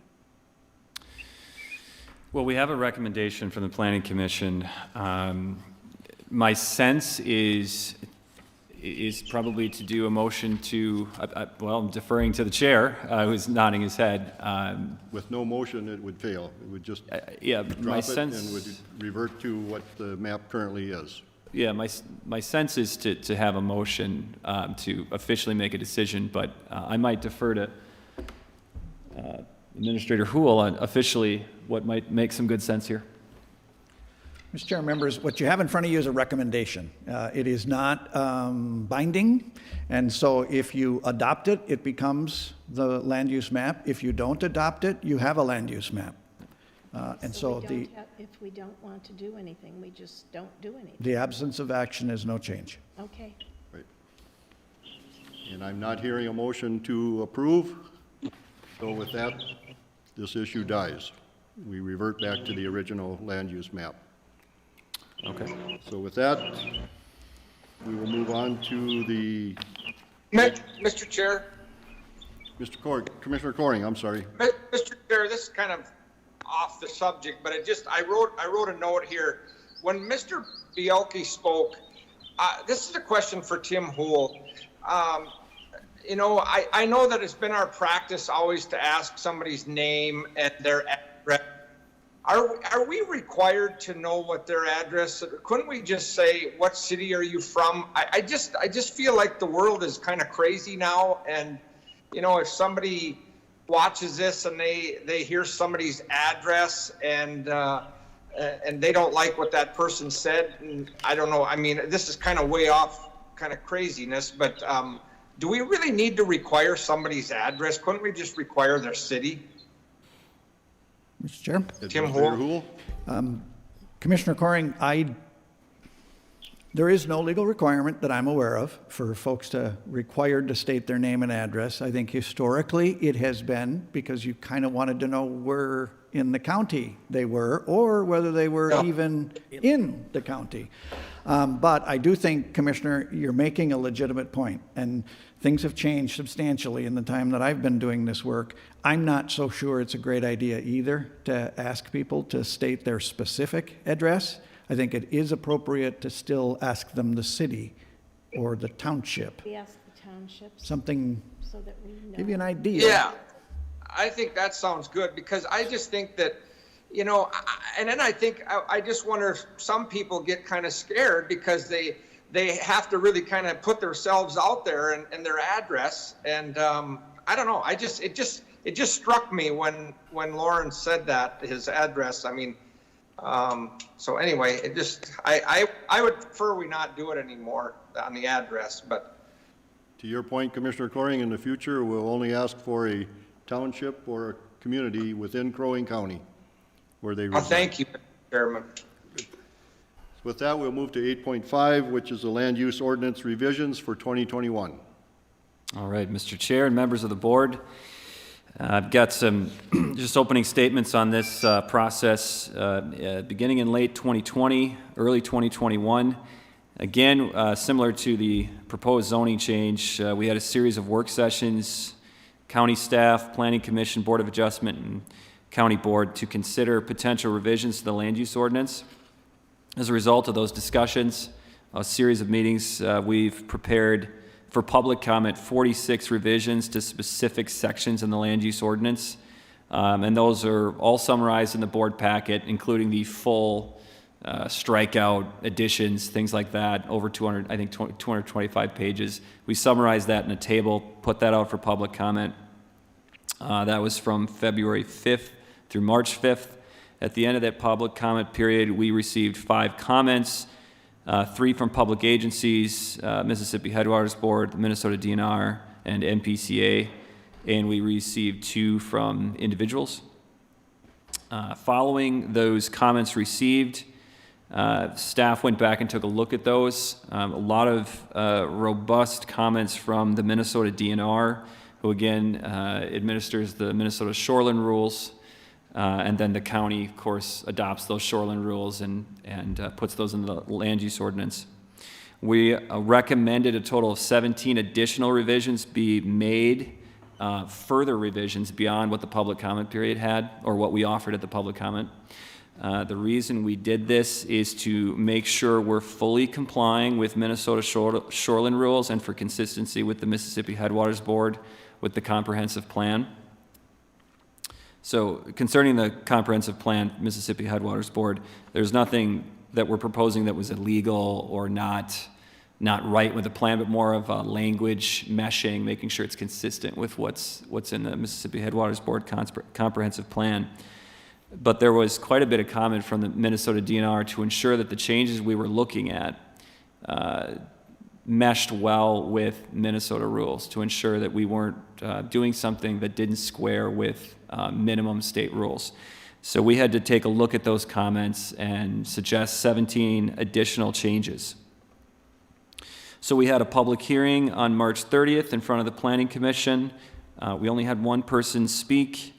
At that meeting, the Planning Commission unanimously recommended the proposed revisions, and we provided them with a summary of the additional changes we would like to see or need to do in order to make sure we're meeting minimum state rules.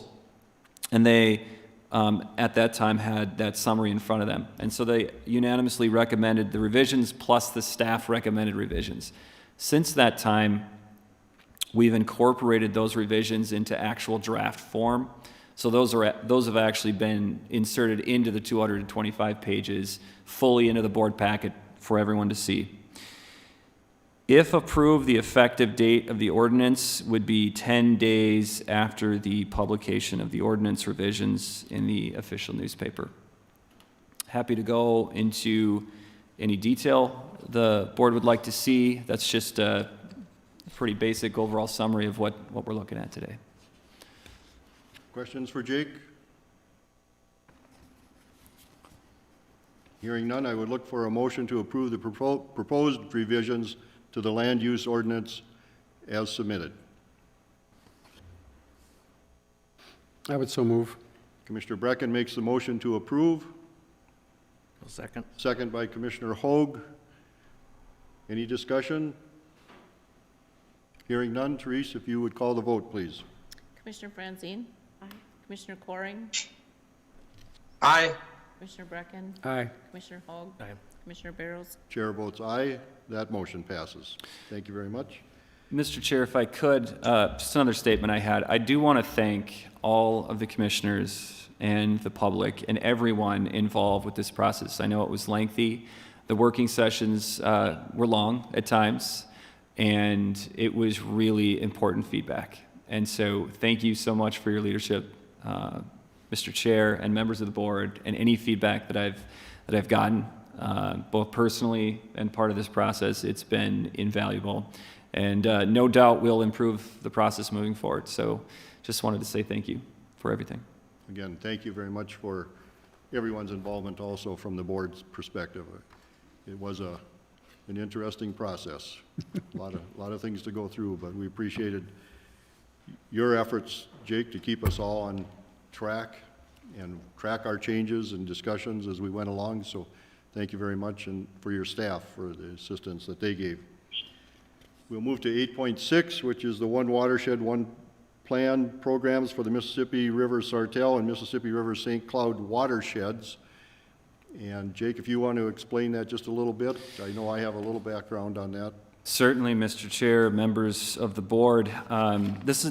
It's an interesting one. There's a planning group. So to start out with, One Watershed, One Plan is a term that over the last 2 years I'm sure you've all been getting familiar with. It's our new way of doing water plans across county and political boundaries. We all share in the same watershed, trying to work together with other LGUs to accomplish the same goals.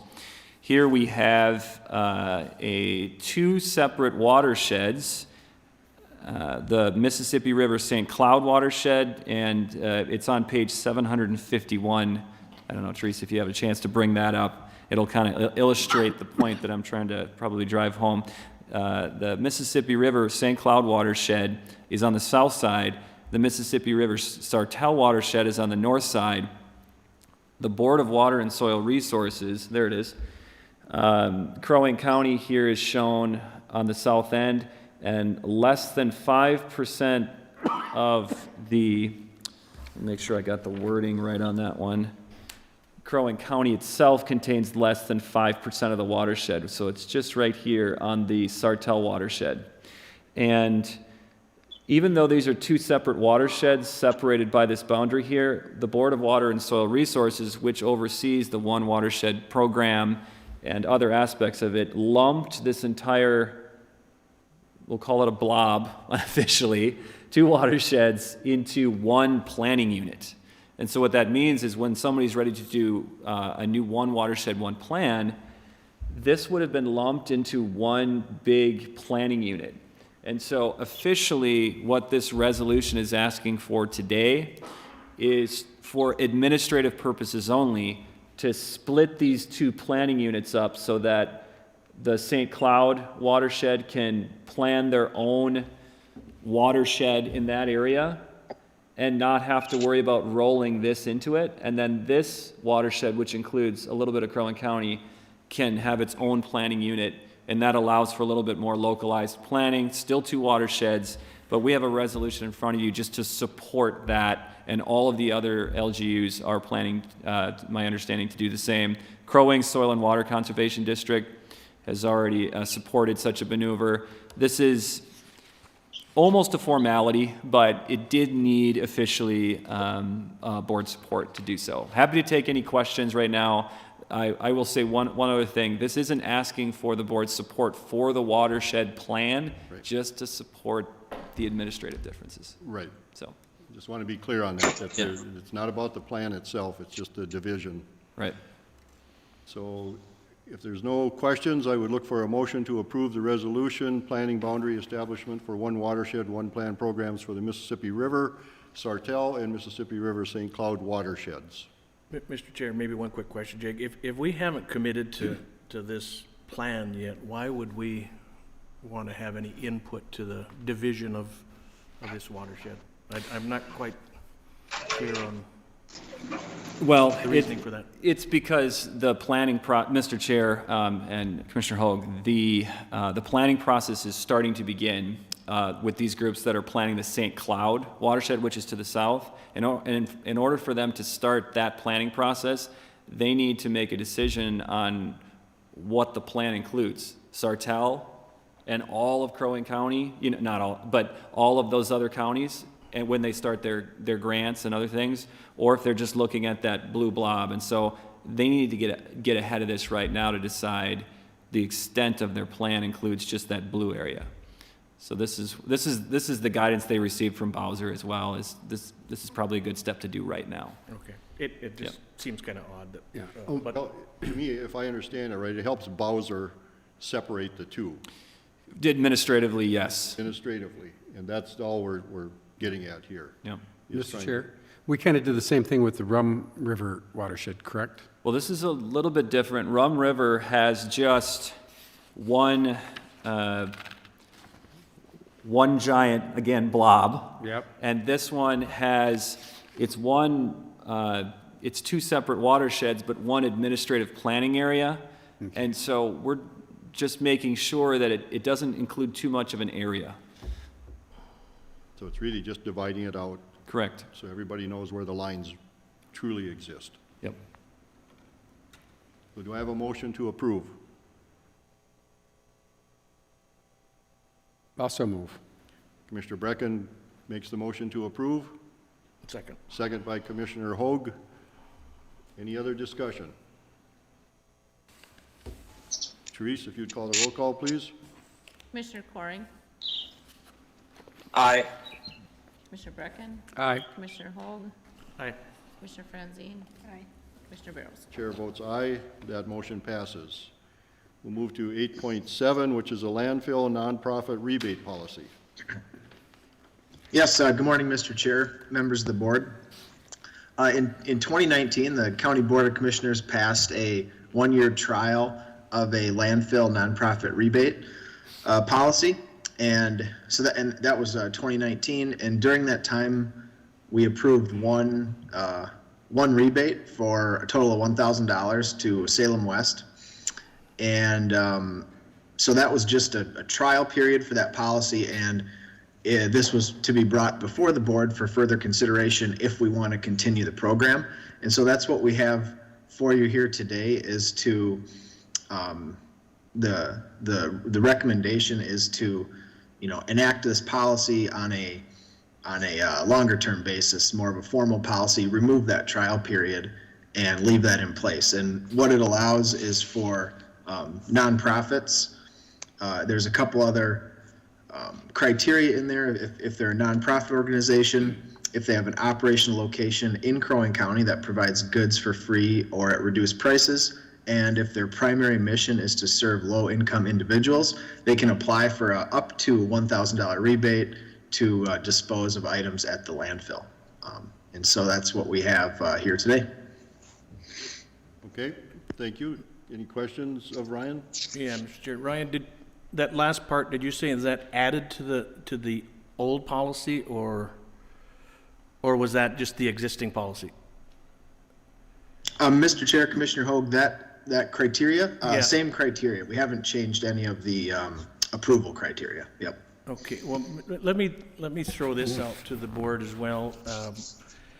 I was approached a few weeks back in Crosby, and I think probably other communities as well, where they are handing out food, boxes of food, pallets of food that come into the communities. And at that time, I think that they were being charged, and this has been going on for a few months. I talked to Gary about that. They're not truly organized as a Salem West or a Salvation Army or whomever, but it was costing them $150 a week to dispose of the cardboard and the stretch wrap and things like that for this every week for a few months. Is there any way, if this policy were to move forward, that items like this could potentially be, some type of rebate or at the discretion of land services that we could help these people out? And again, I think there has to be some criteria, but because they haven't been able to find their 501(c) or whatever, information that we currently have, today they're stuck paying for that landfill fees. And I find that kind of tough when they're out volunteering, dozens of volunteers helping out the community right now, that they're stuck with a landfill bill as well on top of it. So I just wanted to throw that out to see if there was, again, any appetite maybe for relaxing some of the policies or the procedures that these organizations need to identify. So, Mr. Chair. Commissioner Coring. Mr. Chair, I certainly see where Commissioner Hoag is coming from, and I understand what he's saying completely. The only thing that worries me is there is hundreds of nonprofits, churches that do good works. They build ramps for people. They have a lot of scrap material, they got to get rid of, and on and on and on. And I just think we're opening it up where, if we do it for one, then we're doing it for all these nonprofits. And I just don't know that I agree with that. I just think we're opening up a Pandora's box of nonprofits, of saying, hey, I'm a nonprofit, what about me? Why can't I get rid of my waste out there? I don't support it. Okay, thank you. I would personally say that probably is a discussion that could take place, and probably not part of this rebate revision, but I think that it's something that certainly should be discussed. We don't know what the future is going to be, is the issue, I think, with some of these, Commissioner Hoag, that you're talking about, and will they be continuing into the future? And I certainly have sympathy and empathy for what they're doing and their mission. I'm not sure what the answer is to that. Commissioner Franzine. I'm not sure what the answer is either, but the criteria for approval or denial, those organizations meet 2 of the 3, and I'm wondering if we just shouldn't table this for 2 weeks and allow Land Services to come up, to see what they can come up with before we approve or deny this. Is that a motion? That's a motion We have a motion to table this one for 2 weeks. till our next board 2 weeks, meeting. certain. Second. Second by Commissioner Coring. Any other discussion? Therese, if you would call the roll call, please. Commissioner Brecken? Aye. Commissioner Hoag? Aye. Commissioner Franzine? Aye. Commissioner Coring? Aye. Commissioner Barrows? Chair votes aye. That motion is tabled for 2 weeks.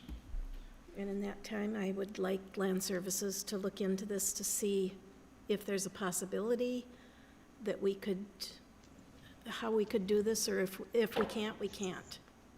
Okay. Director Griffin, do you hear that? Yes, sir. And Ryan? Yep. Okay. And with that, I'm going to call a 5-minute recess to relieve the pressure in the room, and we'll be back shortly.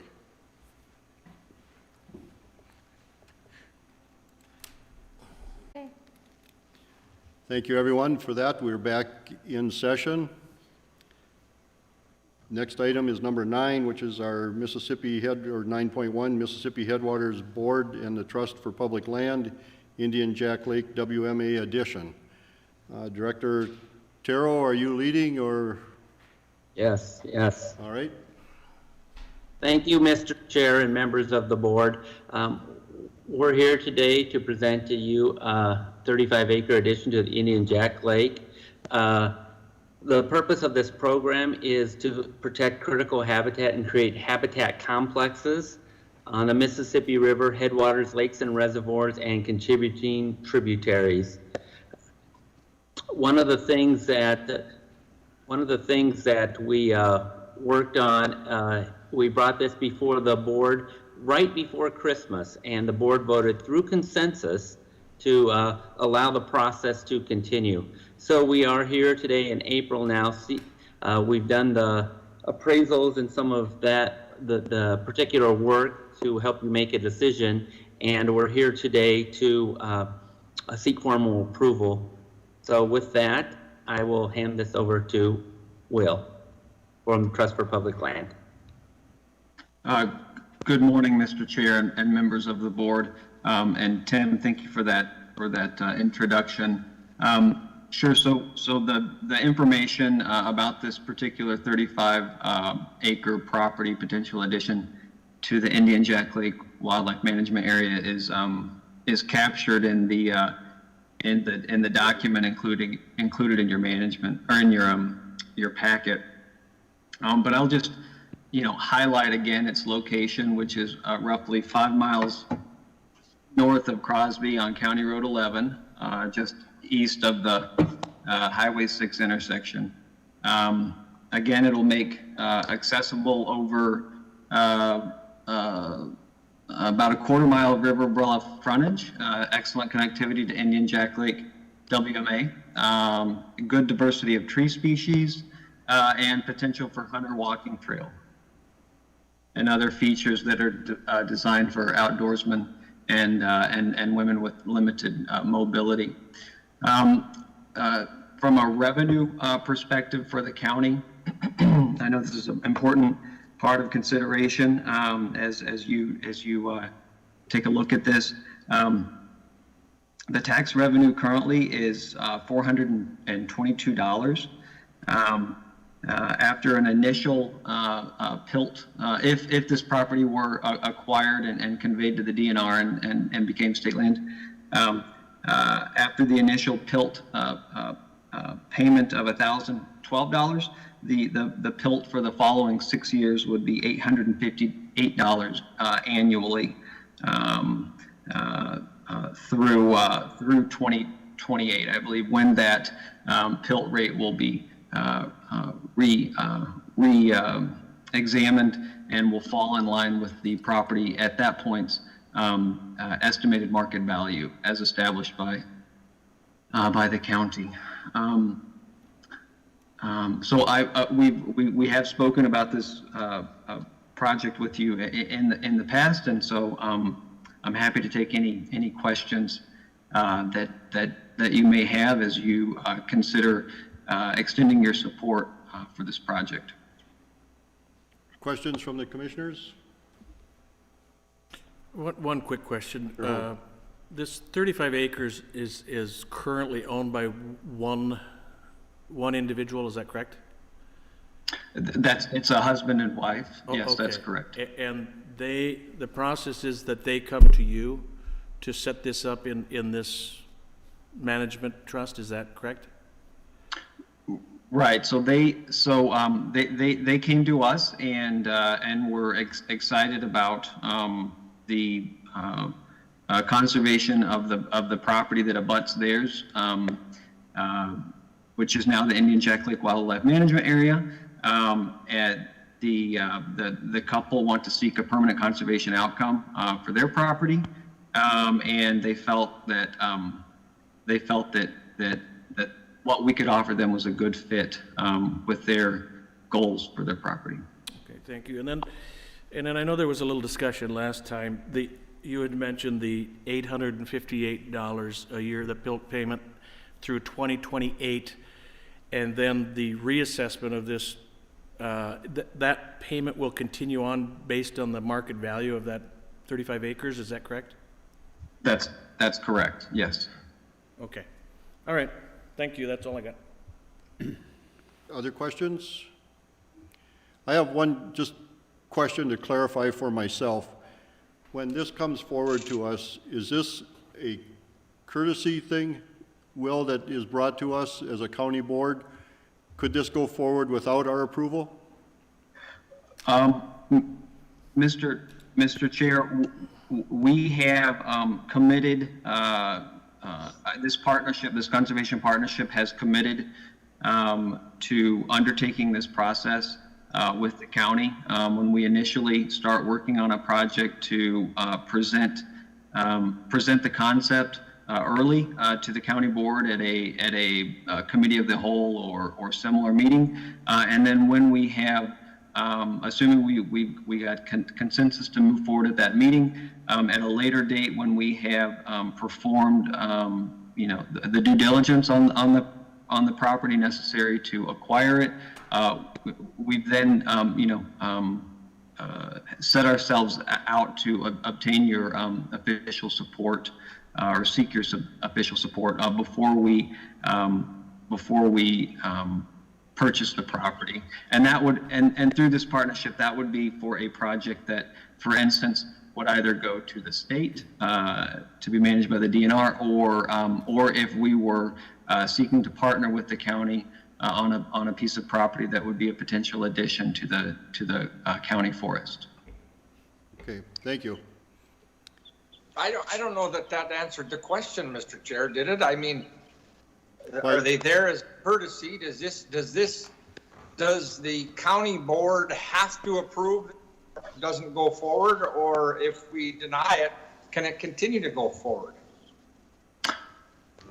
Mr. Chair, I think I can help answer that question and provide some context and history.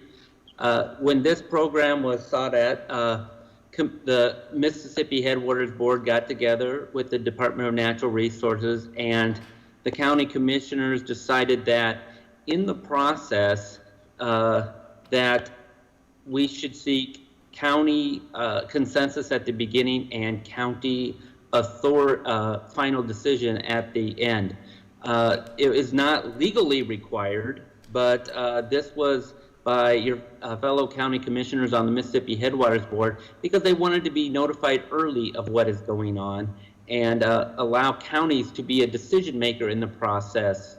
Legally, as I said, legally this is not necessarily required, but through our program that we work through the Mississippi Headwaters Habitat Corridor Program, my board requires it, and TPL has graciously considered to follow in that process.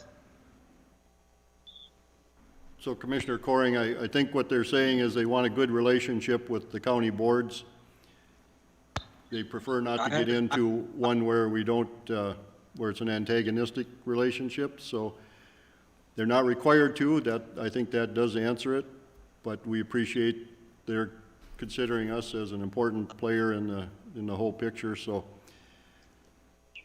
other questions?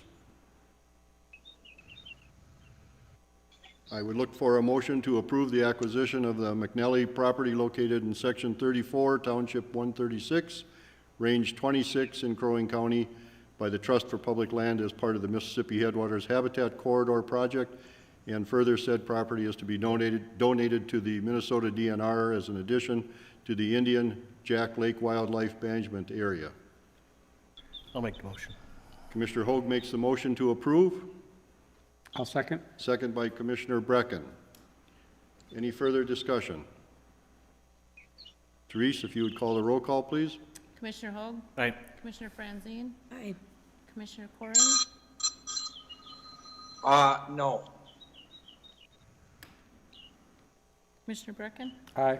Commissioner Barrows? Chair votes aye. That motion passes. Thank you, Tim and Will. Thank you very much. Thank you very much. Thank you. With that, the county sheriff left us. He isn't on the line, is he? I don't see him. So I'm going to take this opportunity then just to reiterate something that I brought up last week, which was the National Public Telecommunicators Week. This is the National Public Safety Telecommuters Week, which is held annually during the second week of April to honor the telecommunications personnel for their commitment, service, and sacrifice. It was initially started in 1981 by Patricia Anderson of the Contra Costa County Sheriff's Office in California. In 1994, President Clinton signed the proclamation number 6667, declaring that the second week of April as the NPSWA period. And this is a time to celebrate and thank those telecommunicators personnel around the nation who have served our communities, citizens, and public safety 24 hours a day, 7 days a week. And with that, I would like to just call out the names of our 911 workers that we have in Crow Wing County. First, Sherry Klein Turcott, Carrie Turcott, Amy Burke, Todd Johnson, Estevan Cortinas, Krista Grader, Heather Norman, Emily Johnson, Patrice Erickson, Jessica Turner, Kenneth Johnson, Margaret Sherman, and PSAP supervisors Scott Heidi, and I'd also like to throw in John Bowen's name and acknowledge the appreciation of everything that they do. They're a group that we don't see a lot of, we don't hear a lot from them, but they maintain our safety network within our county, and I want to recognize them this week, which is their special week of the year. I always am hesitant to say it's 1 week when there's 51 other weeks where they're doing this job 24/7. So thank you very much to that group for everything that they do. With that, we'll move on to the county attorney, Mr. Ryan. Good morning, Mr. Chair, members of the board. I don't have anything to provide this morning unless there are any questions of me. Questions from the board? All right, you're off the hook, Mr. Have a Riley. good day, everybody. Thank you. Administrator Hool. Mr. Chair, members of the board, yesterday we had a senior management team meeting, and as we have been talking about for the past year, we talked about COVID and we also talked about vaccination. So I'll give you a very brief update, starting with, I think, the better news. On the vaccination side, the state has 47% of the population that has received a first dose of the vaccinations. And so given where we are in mid-April, I think we're actually doing pretty well. Crow Wing County is right there at that state average. We're second in the region behind only Aiken County. The other counties in the surrounding counties are struggling a little bit more with vaccinations than we are. So again, a great shout out to our vaccination partners that are out there, CRMC, Essentia, GuidePoint, the pharmacies, clinics. Crow Wing County is doing fairly well. As a second dose percent, the state is at 32.2%, we're at 34%. So we're a little bit better than the state average as it relates to the percent of our population that has received a second dose. To put that into some perspective, in Crow Wing County, for those that are over 65, we're at 78.4%. So that's awfully good. Among those who are at most at risk of severe illness, we're at 78%. That's pretty good. That's 11,000 people in Crow Wing County who are over 65 who have gotten at least one vaccine dose. There's another 6,600 who are between 50 and 64. And so we're making progress on it. I'm pretty pleased with where we are. That's the good news. Cautionary trail, that's the bad news. We are seeing our case rate climb. You guys know that from reading it in the newspaper. Last Friday, our 14-day average per 10,000 residents, 14-day average per 10,000 residents. Last Friday, we were at 64. As recently as mid-March, we were as low as 13.47. The peak in January that was making all of us really, really, really nervous was 200. So we're not quite halfway back to that peak, but we're getting dangerously close to halfway back to that peak. And so it is not done in our community. It is still circulating. It is still making people ill. I am interested to see, typically when case rates spike, death rates follow about 6 to 8 weeks down the line.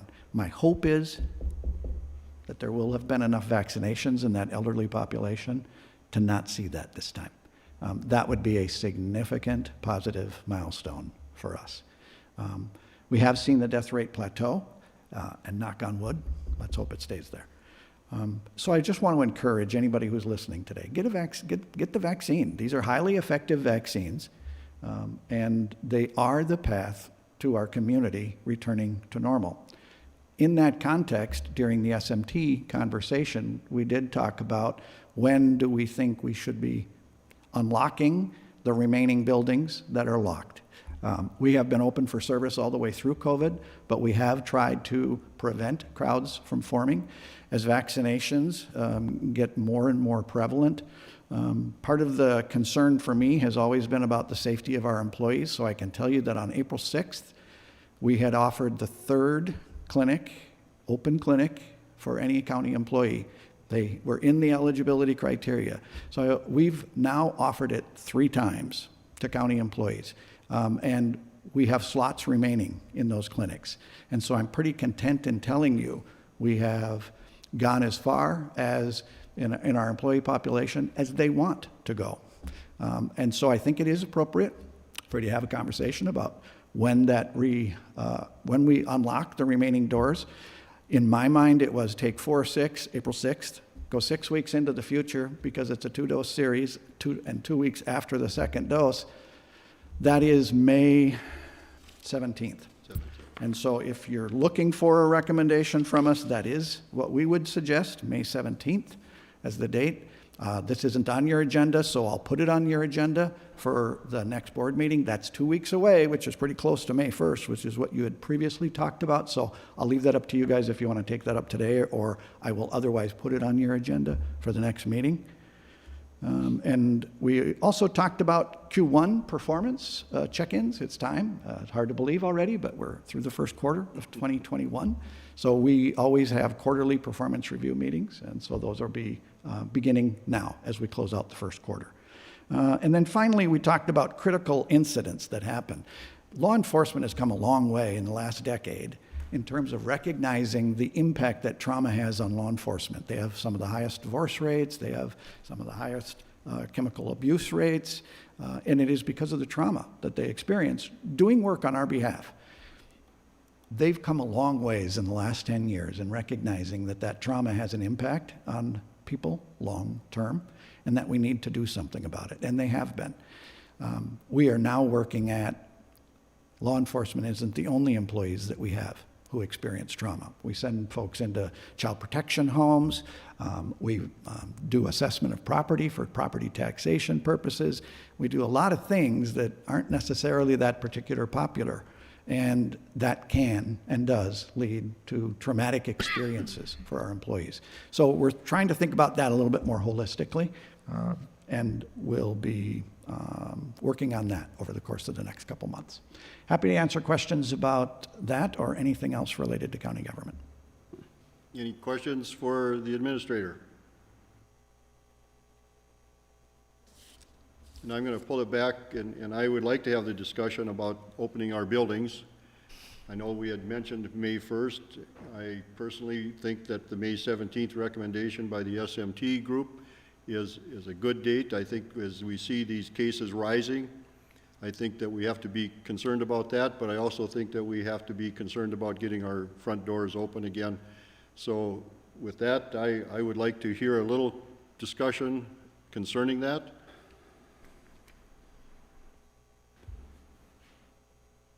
I would even ask for a motion to go down that path. There's still a bunch of details behind, once you unlock the door. We mean that to be, people can come into your meeting. We mean that to mean that the meeting rooms would be opened again. We mean that to mean the doors would be unlocked. We will still need to do isolation and quarantine if people test positive. So there are still logistic issues around that.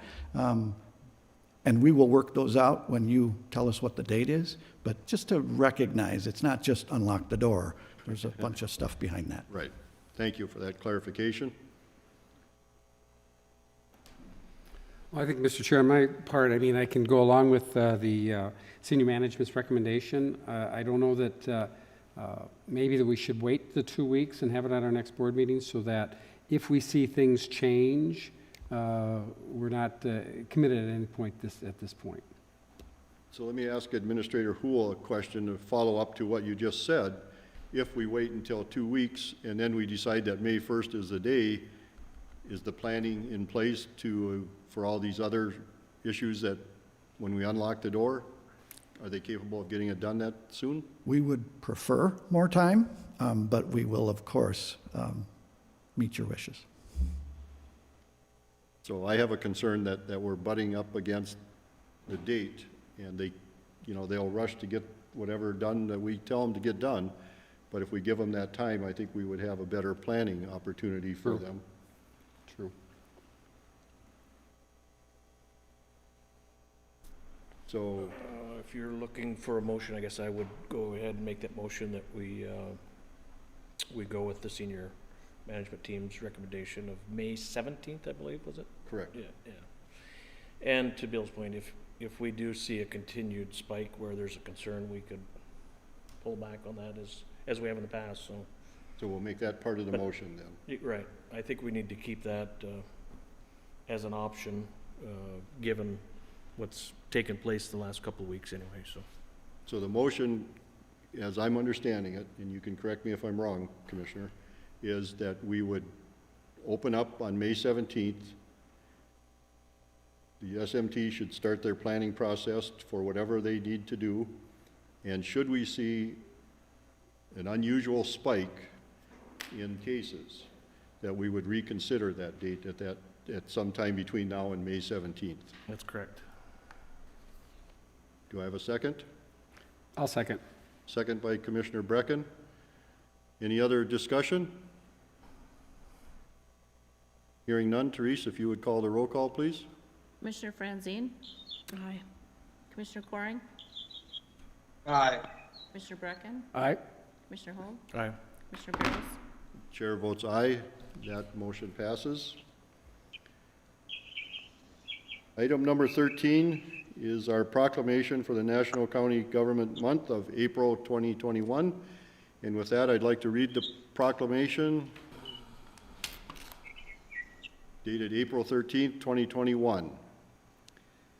Whereas the nation's 3,069 counties, parishes, and boroughs serving more than 300 million Americans provide essential services to create healthy, safe, and vibrant communities.